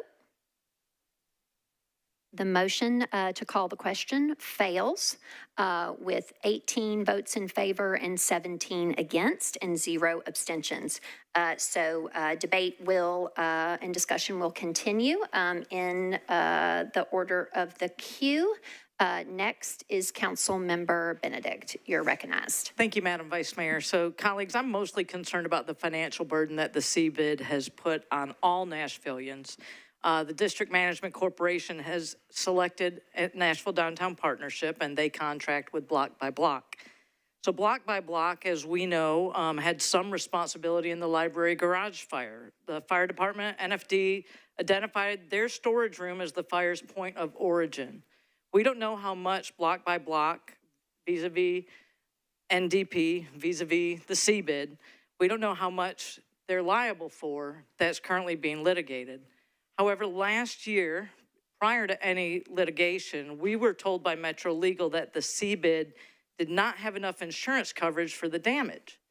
That means that all of our constituents across the entire county, from Bordeaux, Bellevue, Old Hickory, Hermitage, Inglewood, Madison, all of us would pay for it. The CBID doesn't provide a backstop. We're the backstop. And we didn't sign up for that. This budget should include parameters requiring the CBID back all expenses incurred by their vendors. The CBID board has brought us a budget that still puts the financial burden on all residents of Davidson County. And there's nothing in this budget that fixes that. As a couple of my colleagues have said, it's pretty audacious of them to bring back the exact same budget, less $1 change. It's tone deaf to those of us who, want to work towards an improved CBID budget. I actually had a couple of good conversations with the Downtown Partnership this week. I'm interested in collaborating to find a solution that works for all Nashvillians, and it's a strong arm move to just bring the same budget back, and it erodes trust with this body. So I think that with collaboration, we could make this better. And before passage, I'd like the DMC to come to us and explain what they plan to do to remove this financial burden on Nashvillians. And so I'm going to move a 1-meeting deferral so there'll be enough time to get the CBID in front of us, or DMC in front of us, to review this request and provide updates to their budget that takes this burden off of Davidson County voters and taxpayers. There is a motion to defer 1 meeting. Is there a second? Okay, so we are now on the debate of the motion to defer 1 meeting. There's quite a few folks in the queue. I'm just going to go through and see if they seek to be recognized specifically on the motion to defer. Ms. Sepulveda on the motion to defer. Go ahead, ma'am. Thank you, Vice Mayor. I'm going to vote in favor of the deferral motion. What more can be said? There are so many questions that need answers. There are still concerns about THP. That was one of the biggest problems that many of us had in regards to the last budget proposal that was put in front of us, and it's quite frankly very arrogant for it to be proposed in this way, minus $1 or plus $1, whatever it ended up being. And so I would encourage us to exercise our responsibility of holding these entities responsible, because unless we do, it's going to continue to happen. And quite frankly, it is, I take it like a slap in the face, and I don't appreciate that at all. And so I'm going to be voting in favor of this deferral motion. What I do want to see, I want to see the board come before us. I want to see them answer questions. And if this doesn't pass, my next recommendation is that we hold accountable all of their recommendations that they bring before us, before the Rules Committee and before this body for approval for their board.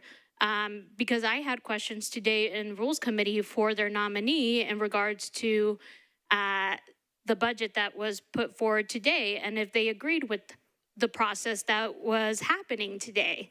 And since I didn't feel like it was an adequate response, I did not vote in favor of that nominee. And so we have to take the paths of accountability seriously. And so I'm going to take this path seriously, and I'm going to vote in favor of the deferral. All right, thank you. Next on the deferral motion, Ms. Toombs. Go ahead, ma'am.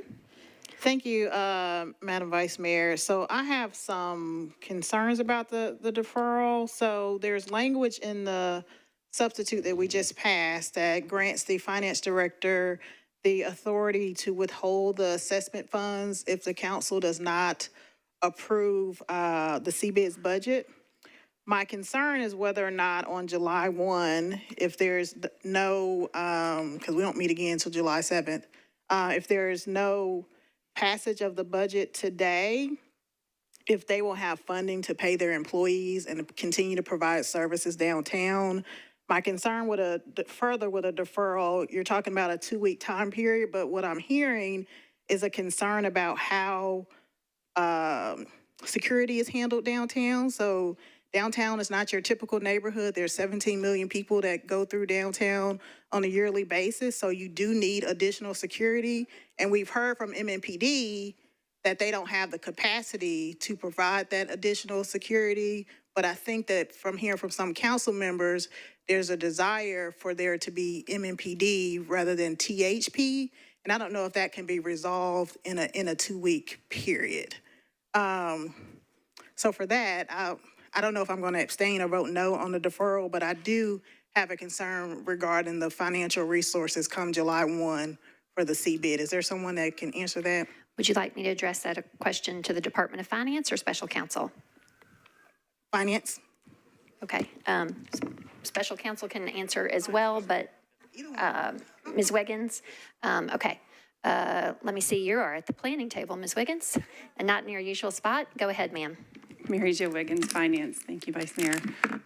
It is my understanding that the services downtown would cease on July 1st without the passage of a budget by that date. Would you like me to have additional follow-up from Special Counsel? Special Counsel, can you engage further in response to Chair Toombs' question? Yes, Vice Mayor, I can. I have the language in the substitute in front of me. It says that when Metro Code requires a district management corporation to submit its annual budget to Metro Council for review and approval, no portion of the appropriation for special assessment revenues shall be made available until the budget has been approved. All right. Is that sufficient to address your question, Ms. Toombs? Yes. So that language was put in there so that to give the council the leverage to be able to approve or disapprove the budget. But I think that's important information for colleagues to have. The budget that we just passed does not include any additional funds for MNPD to provide additional security downtown. So I just want that information to be out there as colleagues are making their decision. All right. Next in the queue on the motion to defer is Councilmember Allen, not seeking to be recognized. On the deferral, Ms. Evans-Siegel, no. Okay. On the deferral motion, Mr. Coupin, you're recognized. Thank you, Madam President. I appreciate all the conversation here. Couple of questions first, if I could, to Special Counsel. Special Counsel, the library garage and NDP, contractually, what is that relationship and which parties are involved in it? Special Counsel, you're recognized. The parties in the contract you're referencing are the Metropolitan Government and Nashville Downtown Partnership.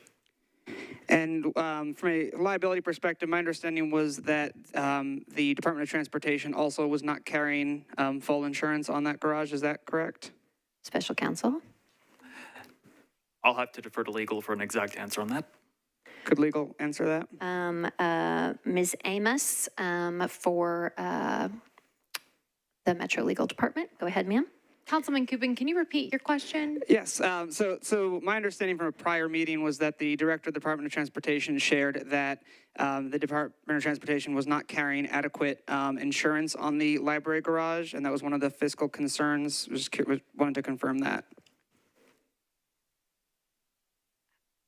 I don't think that I'm in a position to weigh in on that now.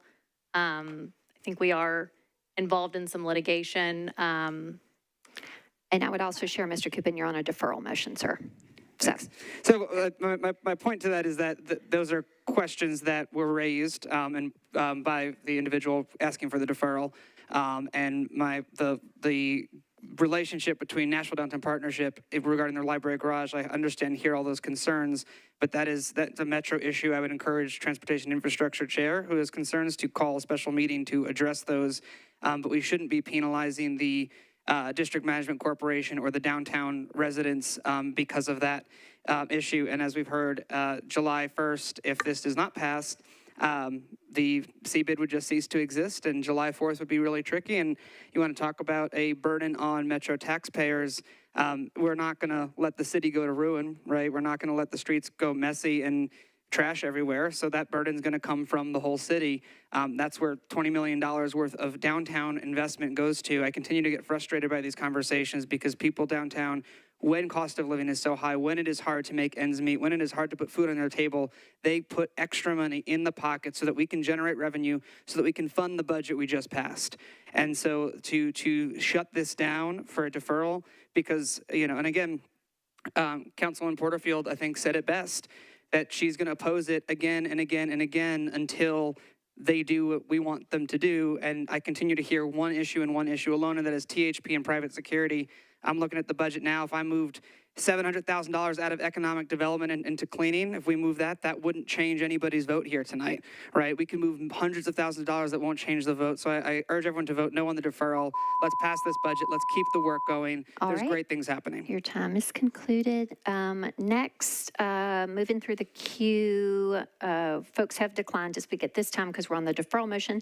Mr. Benton, do you seek to be recognized specifically on the deferral, sir? No. Ms. Porterfield on the deferral motion. Go ahead, ma'am. You're recognized.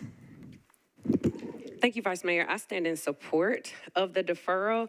I did just hear that if we don't pass this tonight, then they don't get funded. And I go back to something that I have always heard, which was lack of planning on your part does not constitute an emergency on my part. And we were very clear about our concerns. They chose to play in our face and bring back a budget with a $1 difference. That was a choice on their part. If they wanted to work with us, they could have chosen to make better decisions or different decisions and come back and address the concerns. The email that we got didn't even address the concerns adequately about the concerns that were raised. And it was more than one issue. I just want to highlight that because an issue that myself and others brought up was CHP. An issue that Councilmember Evan Siegel brought up was that the loss of lives was not, pedestrian loss of lives was not considered public safety. That's more than one issue.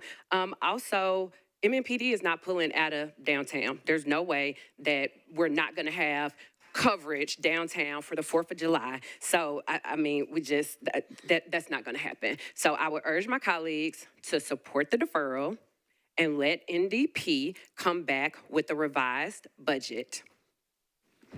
All right, next on the motion to defer, Councilmember Parker, you're recognized. Thank you, Vice Mayor, and I'll be brief. You know, this talk of a doomsday scenario on July 1st, if this entity of this size doesn't have 2 weeks worth of operating reserves, then the board has no place being the board, the governing board, the director has no place being the director. That would be completely absurd. If they don't have operational reserves, then I think we need to take a bigger look at what's going on over there. So I think they'll be fine on July 1st. Right. We continue discussion on the motion to defer for one meeting. Ms. Benedict, do you seek to be recognized? I think you made the initial motion, ma'am, right? Yep. Okay. I still had about 38 seconds left, but Okay. I'm rising. I appreciate you watching how much time you had left. Go ahead. Previous question. Okay. Pardon? Okay, yeah, got it. There are sufficient seconds for the motion to call the previous question. It is non-debatable. It requires 2/3 of those voting. If you are in favor of the previous question, that means we will conclude the debate on this deferral motion. If you vote no on the previous question, that means you want to continue the discussion on the one meeting deferral motion. We will try this first by voice. I will remind you again, it is number, not volume. So all in favor of the previous question, please say aye. Aye. All against the previous question, please say no. Okay, the ayes have it.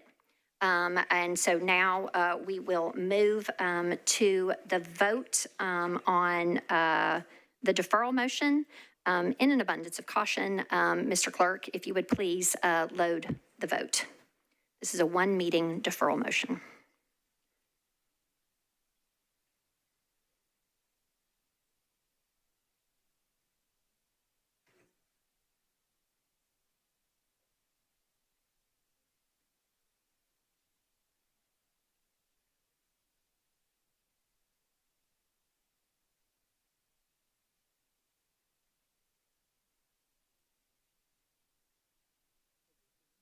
With all votes in, Mr. Clerk, please show the vote.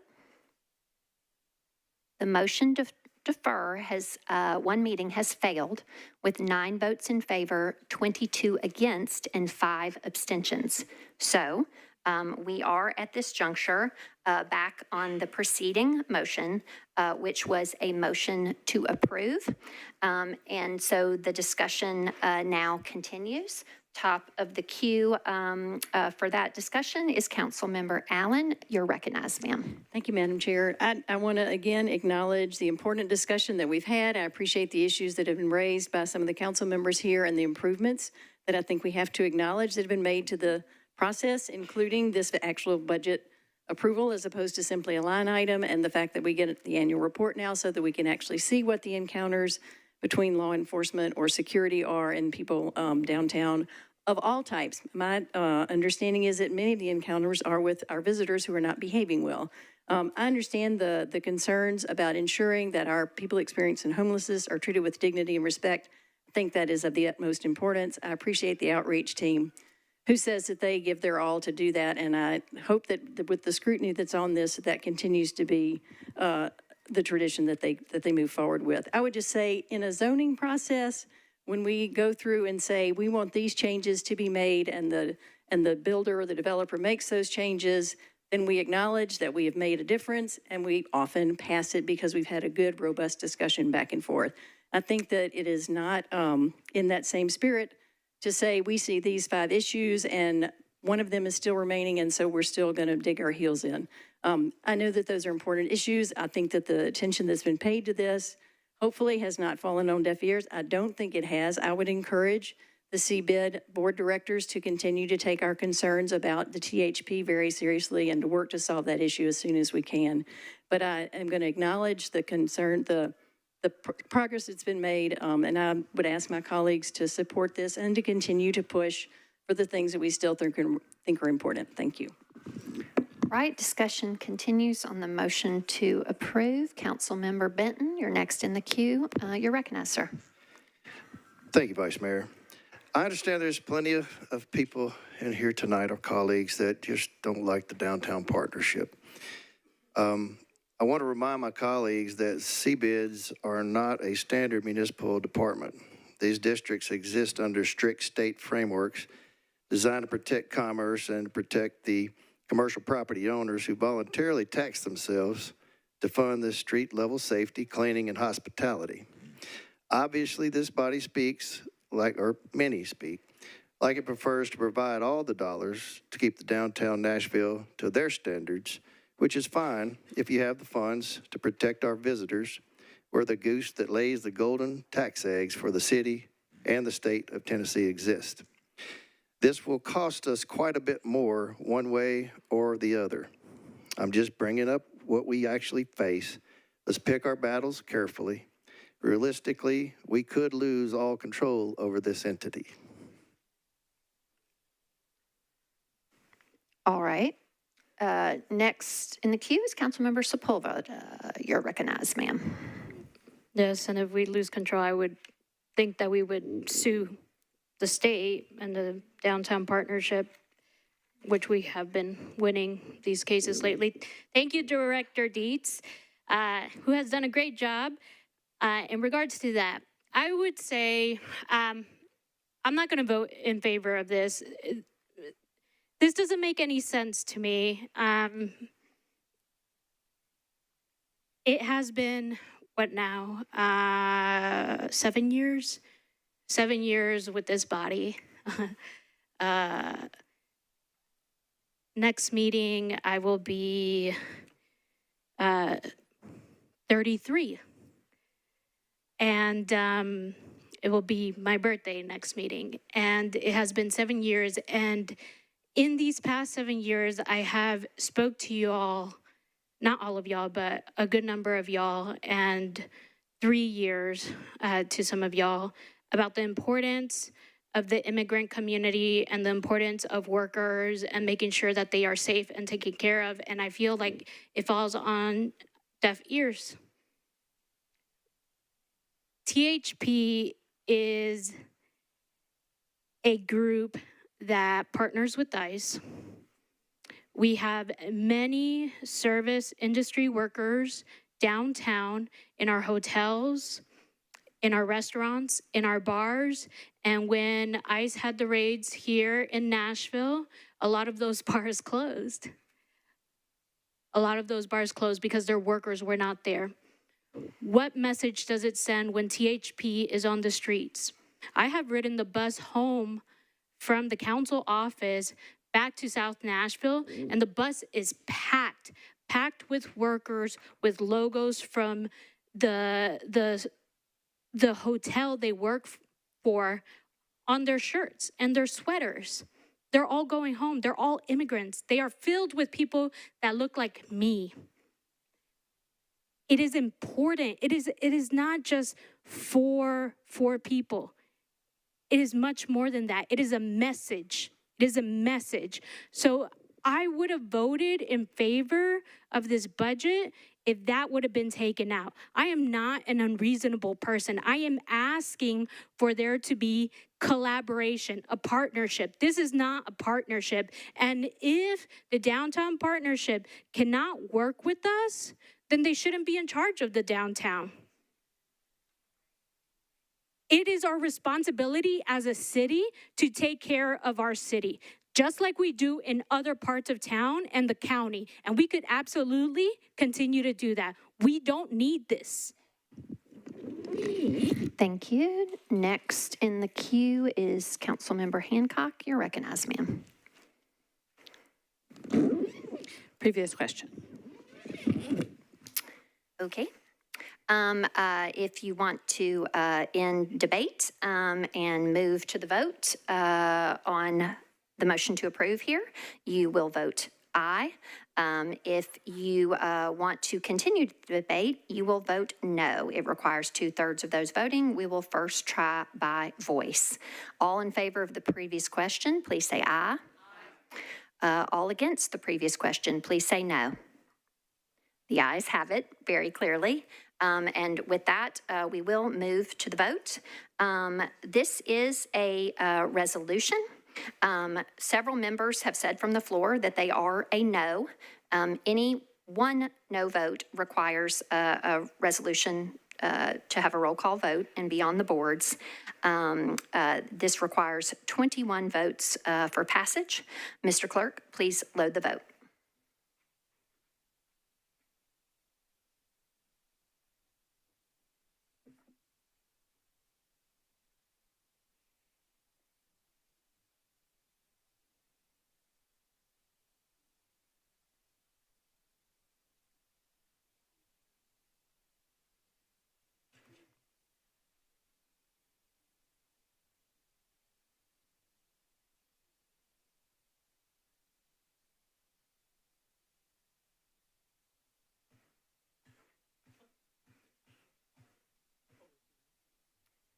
With all votes in, Mr. Clerk, please show the vote. This resolution has passed with 23 votes in favor, 10 against, and 3 abstentions. All right, next on the agenda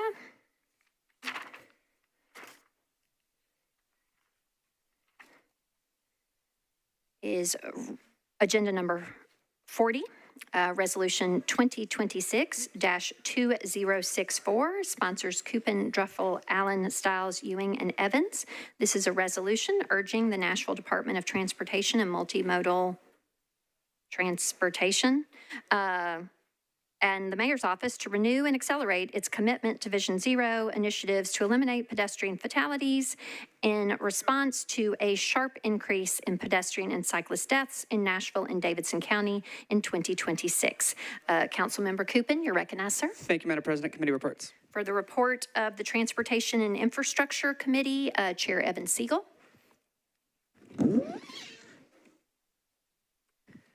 We had one that was different, so I just want to No worries. This is on Mr. Coupin's 2064 regarding Vision Zero initiatives. Okay.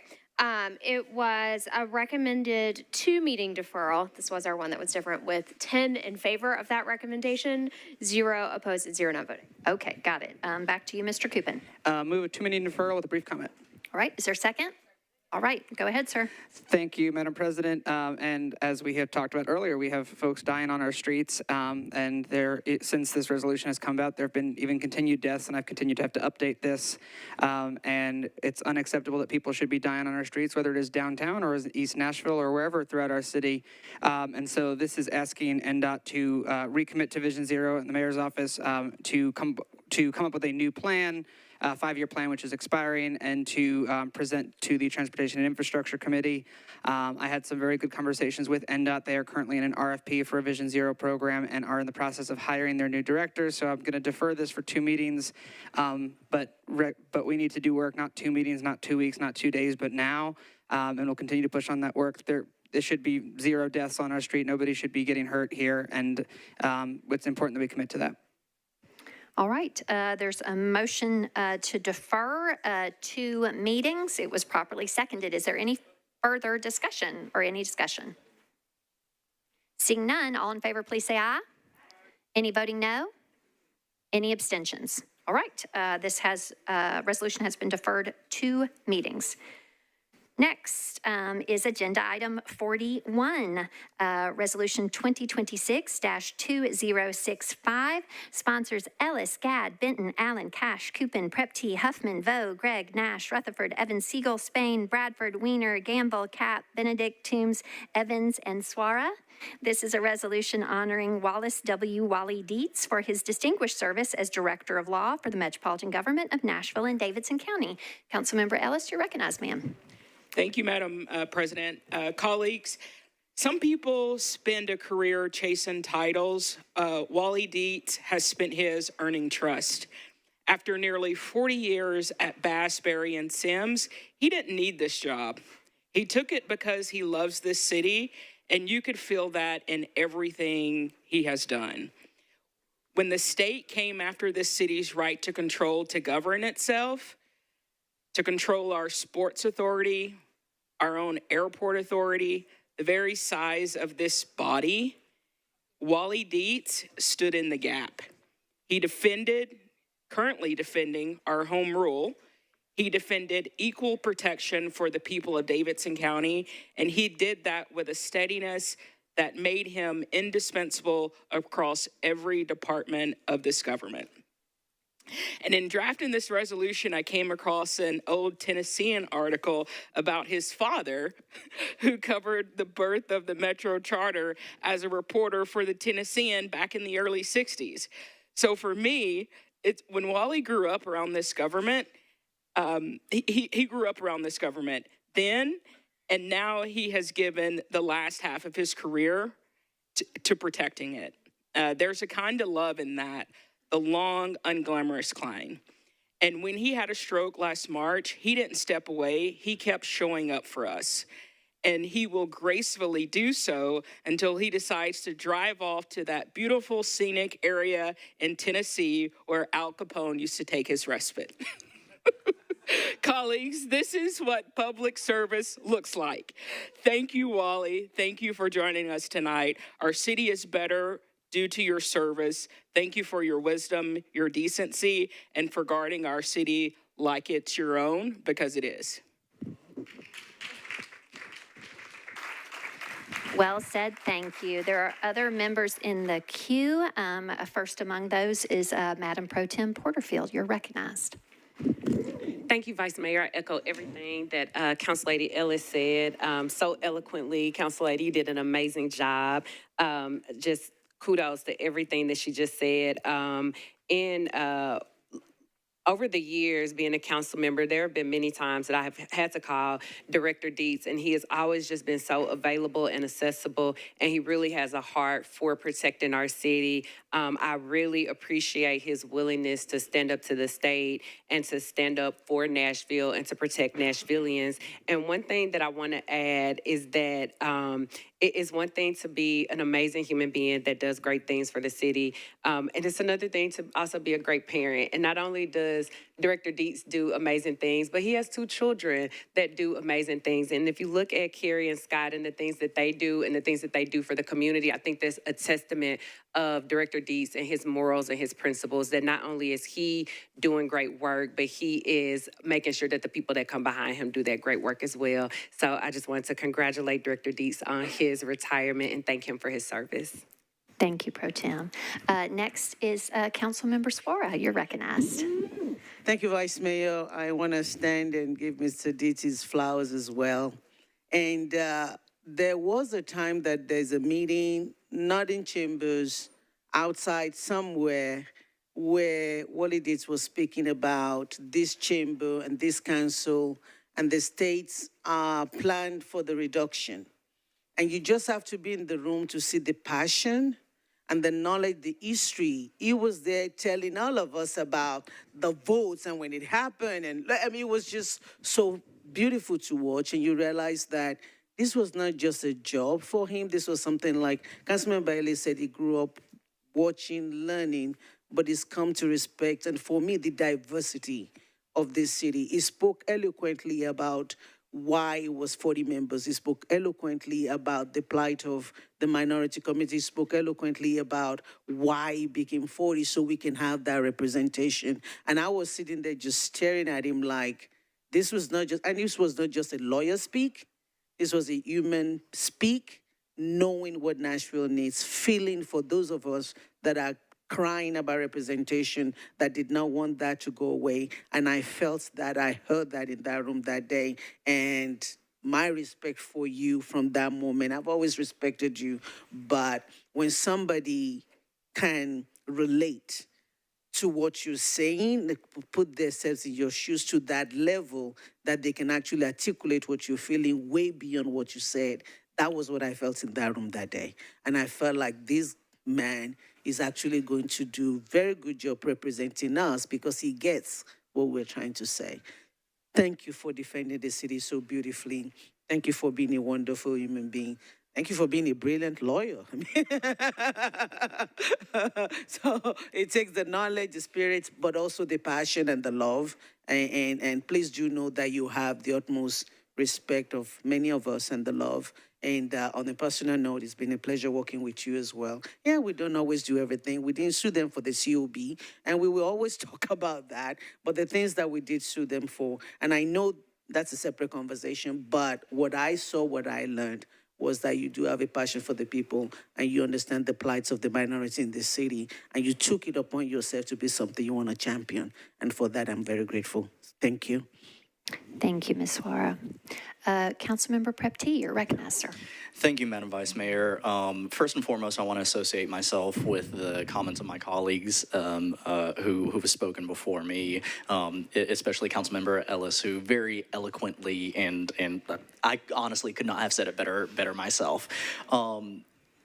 Over the past 3 years or so, I've had the distinct honor of being able to represent Director Dietz here on the council floor while he represents all of us. And it truly has been my distinct honor and privilege, especially being in a position where Director Dietz and I have had difficult conversations about legal theories and we've been at odds at times, but I appreciate not only his passion for the law, but his passion for Nashville, his passion to be an objective but zealous advocate for what this city actually needs. And so truly, Director Dietz, you deserve all the flowers that you are receiving both tonight and in perpetuity, because you truly have left behind a legacy that you, your children, and your parents would be proud of. So well done, and thank you for all that you've done. Thank you, Madam Vice Mayor. Thank you, Mr. Prep-T. Councilmember Toombs, you're recognized, ma'am. Thank you, Madam Vice Mayor. I want to stand in support of this resolution, and from one brilliant attorney to another, congratulate Director Dietz on a job well done. Thank you for standing up for Nashville. Thank you for being available to discuss legal issues and legal matters. I appreciate your wisdom, and I appreciate your service. And I'm so glad you're getting your flowers so that you can hear them and smell them. And just wanted to say that I truly appreciate you. Thank you for what you do. Thank you, Ms. Toombs. Next, Councilmember Evan Siegel, you're recognized, ma'am. Thank you, Madam President. I think it says a lot that most of the lawyers on this body have either stood up or are still in the queue to speak tonight. There's a phrase that you're told early in your career, oh, that person's a lawyer's lawyer. And there's nothing better as a lawyer to be called a lawyer's lawyer, because that's the lawyer the lawyers trust. It's funny, when I got on this body, another lawyer who had sat in this row said, the hardest thing about being on the council, you can't be your own lawyer. You have to be a policymaker, and you have to rely on the lawyers to be your lawyer. And I'm really bad at that. Like, I have not improved. I heard the advice, and I internalized it, and I have not executed. But I do know that when there is a really hairy thing that I'm very upset about, if I talk to Wally about it, I'm talking to the lawyer's lawyer, and I feel better about it, and I know that it's handled, and I know that the advice that I'm getting is the right advice. And so I want to thank you for dealing with all of us who are trying to be our own lawyers and being our lawyer's lawyer, because it makes the city better, all the advice that you're giving and everything that you have poured into it. Thank you, Ms. Evan Siegel. Councilmember Capp, you're recognized, sir. Thank you, Councilmember Ellis, for bringing this beautiful resolution, and thank you, Director Dietz, for all your service to the people of this city. It speaks more loudly than any of us can in this room when someone with the credentials and experience and earning ability of someone like Director Dietz decides to serve the people of the city. That is not the choice that many people in his position would make, and that resounds loudly for me, and I hope it does for all of us. To choose service. Courage is, I fear, in somewhat short supply these days in the United States generally, but Director Dietz has it, and his office has it. There's more than only his own work, but he's also led an amazing team of litigators and client advisors to coordinate across a gigantic range of issues with a lot of success, but critically, courage. The cause of self-government is under attack in Nashville. It's under attack across the United States. Director Dietz is writing and has written a chapter of success in the struggle for self-government that is the struggle of our time. Thank you for that. Thank you for serving the people of Nashville, and we wish you all the best. Well said, Mr. Cap. Thank you. Councilmember Hill, you're recognized, ma'am. Thank you, Madam Vice Mayor. I want to just speak to you directly and be selfish and say that there are an awful lot of attorneys that all can talk shop with you. I want to talk to you directly and say what an amazing human you are and how respectful you are to every single person in this body, and especially myself. Every single time I've come to me, you spoke to me as if I was just another human, and that doesn't always happen. And that goes to your heart. And what you are as a human, and you're also a great attorney, but as a human, you're a good person, and it's an honor to know you, and you deserve every bit of these good words.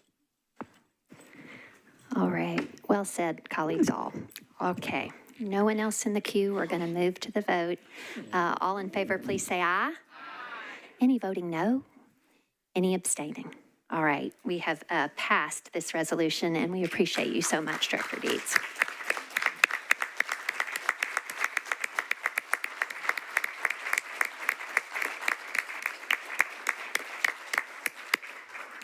We thank you for your service. All right. Next is agenda item 45, resolution 2026-2069, sponsors Gamble, Harrell, Prep T, Porterfield, Vo, Swara, Ellis, Stiles, Lee, Taylor, Toombs, Welsh, Coupin, Benedict, Ewing, and Evans. This is a resolution recognizing June 19th, 2026 as Juneteenth in Nashville and Davidson County. Councilmember Gamble, you're recognized, ma'am. Thank you, Vice Mayor. I just really wanted to publicly thank the Nashville Public Library. You all have on your desk a pen, a Juneteenth Freedom Day pen.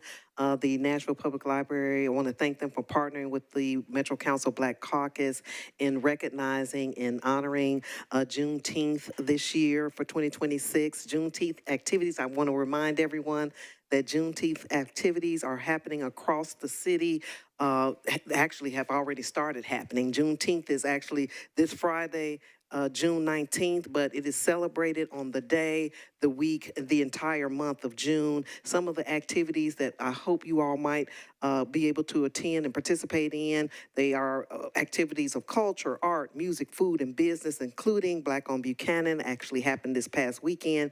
The Music City Juneteenth Freedom Day 5K, the Nashville African American Wind Symphony Juneteenth concert. It was wonderful this past Sunday at the Skirmerhorn, and they will also be performing this Friday at the Juneteenth 615 at Centennial Park and more. So just wanted to highlight the wonderful activities and the celebrations that are going on across the city for Juneteenth and ask for approval. Oh, I don't need a committee report, do I? Yes, ma'am. I apologize. That's on me. I should have reminded you. Chair Cash, sir, for the report of the Rules, Confirmations, and Public Elections Committee, please, sir.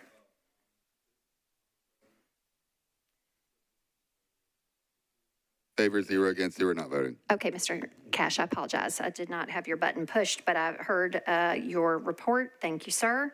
And Ms. Gamble? Move for approval. Okay. All right. Any discussion on this resolution? Seeing none, all in favor, please say aye. Any voting no or abstaining? Okay. Council has adopted this resolution. Next is agenda section, that concludes our resolutions. Agenda section J, bills on introduction and first reading. By rule, all items on first reading shall be voted on at the same time, unless requested otherwise by a primary sponsor or by 2 other members. Do any items need to be removed from the collective vote? Okay, Councilmember Johnston, you're recognized, ma'am. Item 54, please. Okay. Item 54 is ordinance 1438. It will be removed from the first reading consolidated motion. Okay. Anyone else seeking to be recognized? Okay.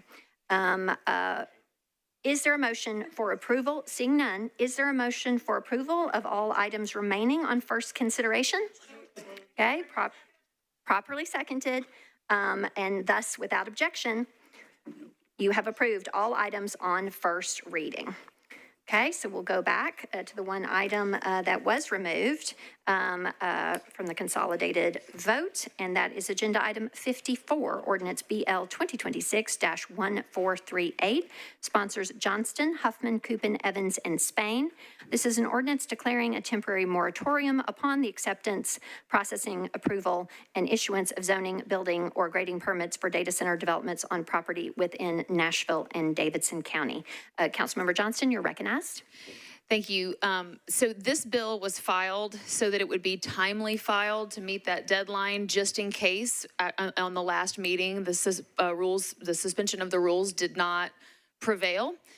So this was my fail-safe. So the bill that we passed on first reading during the special meeting last week will be on second reading next meeting and public hearing. It's going to be at the it's going to be at the Planning Commission next Thursday for public hearing there. So with that, I'm withdrawing this particular one because this was my backup. All right, it has been withdrawn. All right, that concludes bills on introduction and first reading. And now we will move right into Section K, bills on second reading nope, actually no, because those were all on consent. Okay, so now we're moving to third reading, Agenda Section L. And we have several items here that were not on consent. First among those is Agenda Item 72, Ordinance BL 2026-1381, sponsor Coopin. This is an ordinance approving the Fiscal Year 2027 Gulch Central Business Improvement District. Councilmember Coopin, you are recognized, sir. Thank you, Madam President. Committee reports. No. You already had those last move time, approval, sir. please. Okay. There's a motion to approve, and it's properly seconded. Is there any discussion on this ordinance on its third and final reading? Seeing none, all in favor, please say aye. Any voting no or abstaining? Okay. With the no vote for this ordinance on its third and final reading, that will require a roll call by rule. And so, Mr. Clerk, if you would, please, sir, load the vote.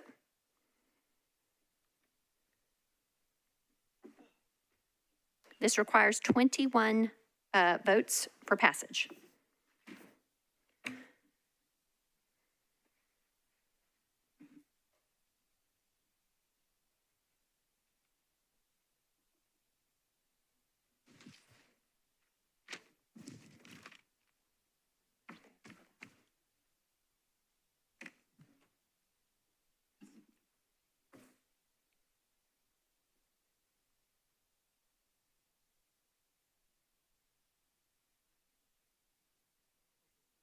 With all votes in, Mr. Clerk, please show the vote. This ordinance has passed its third and final reading with 32 votes in favor, 1 against, and 1 abstention. Next is Agenda Item 73, Ordinance BL 2026-1382, sponsors Swara, Horton, Gadd, Allen, Porterfield, Ellis, Coopin, Ewing, Evans, Toombs, Vaux, Taylor, Stiles, Welsh, and Benedict. This is an ordinance to amend Title II of the Metro Code of Laws to create a new chapter establishing an eviction right to council program to be administered by the Housing Division of the Department of Planning. Sponsor Swara, you are recognized. Thank you, Madam Vice Mayor. I believe all committee reports are in. Yes, ma'am, they are. All right, I'm moving for approval with a very short comment. Go ahead, ma'am. Thank you, colleagues. You know, we sit in this chamber and we talk about a lot of things, and I do respect that while we may disagree, sometimes we're all trying to do the best that we can.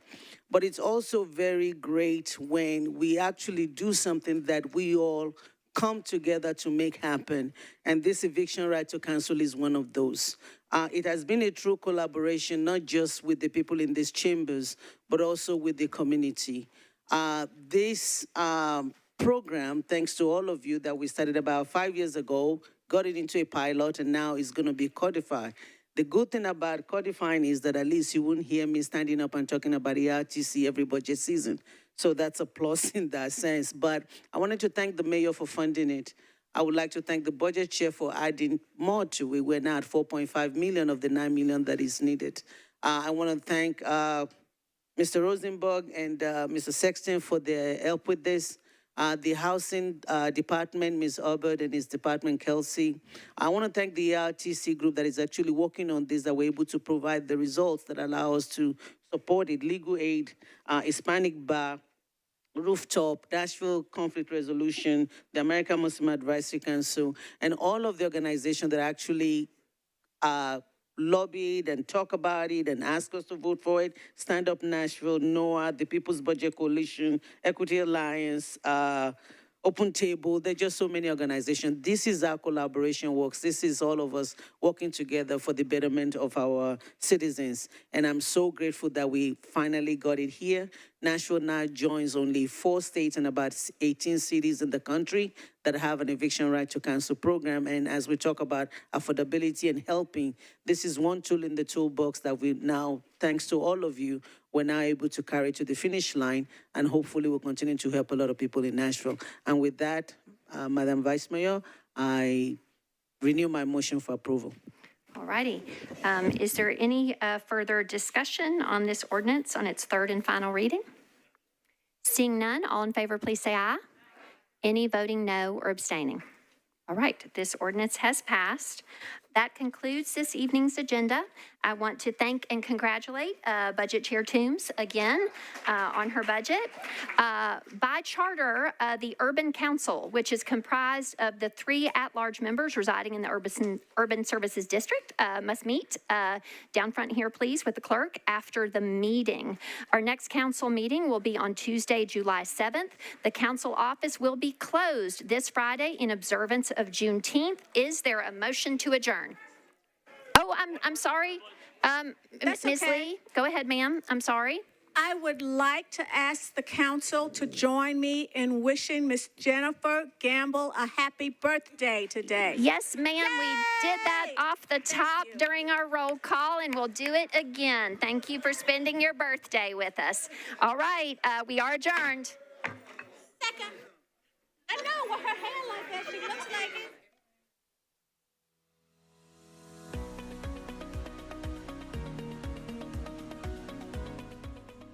This has been a service of the Metro Nashville Network. If you would like to see this presentation again, or for more information on this and other programs, visit nashville.gov.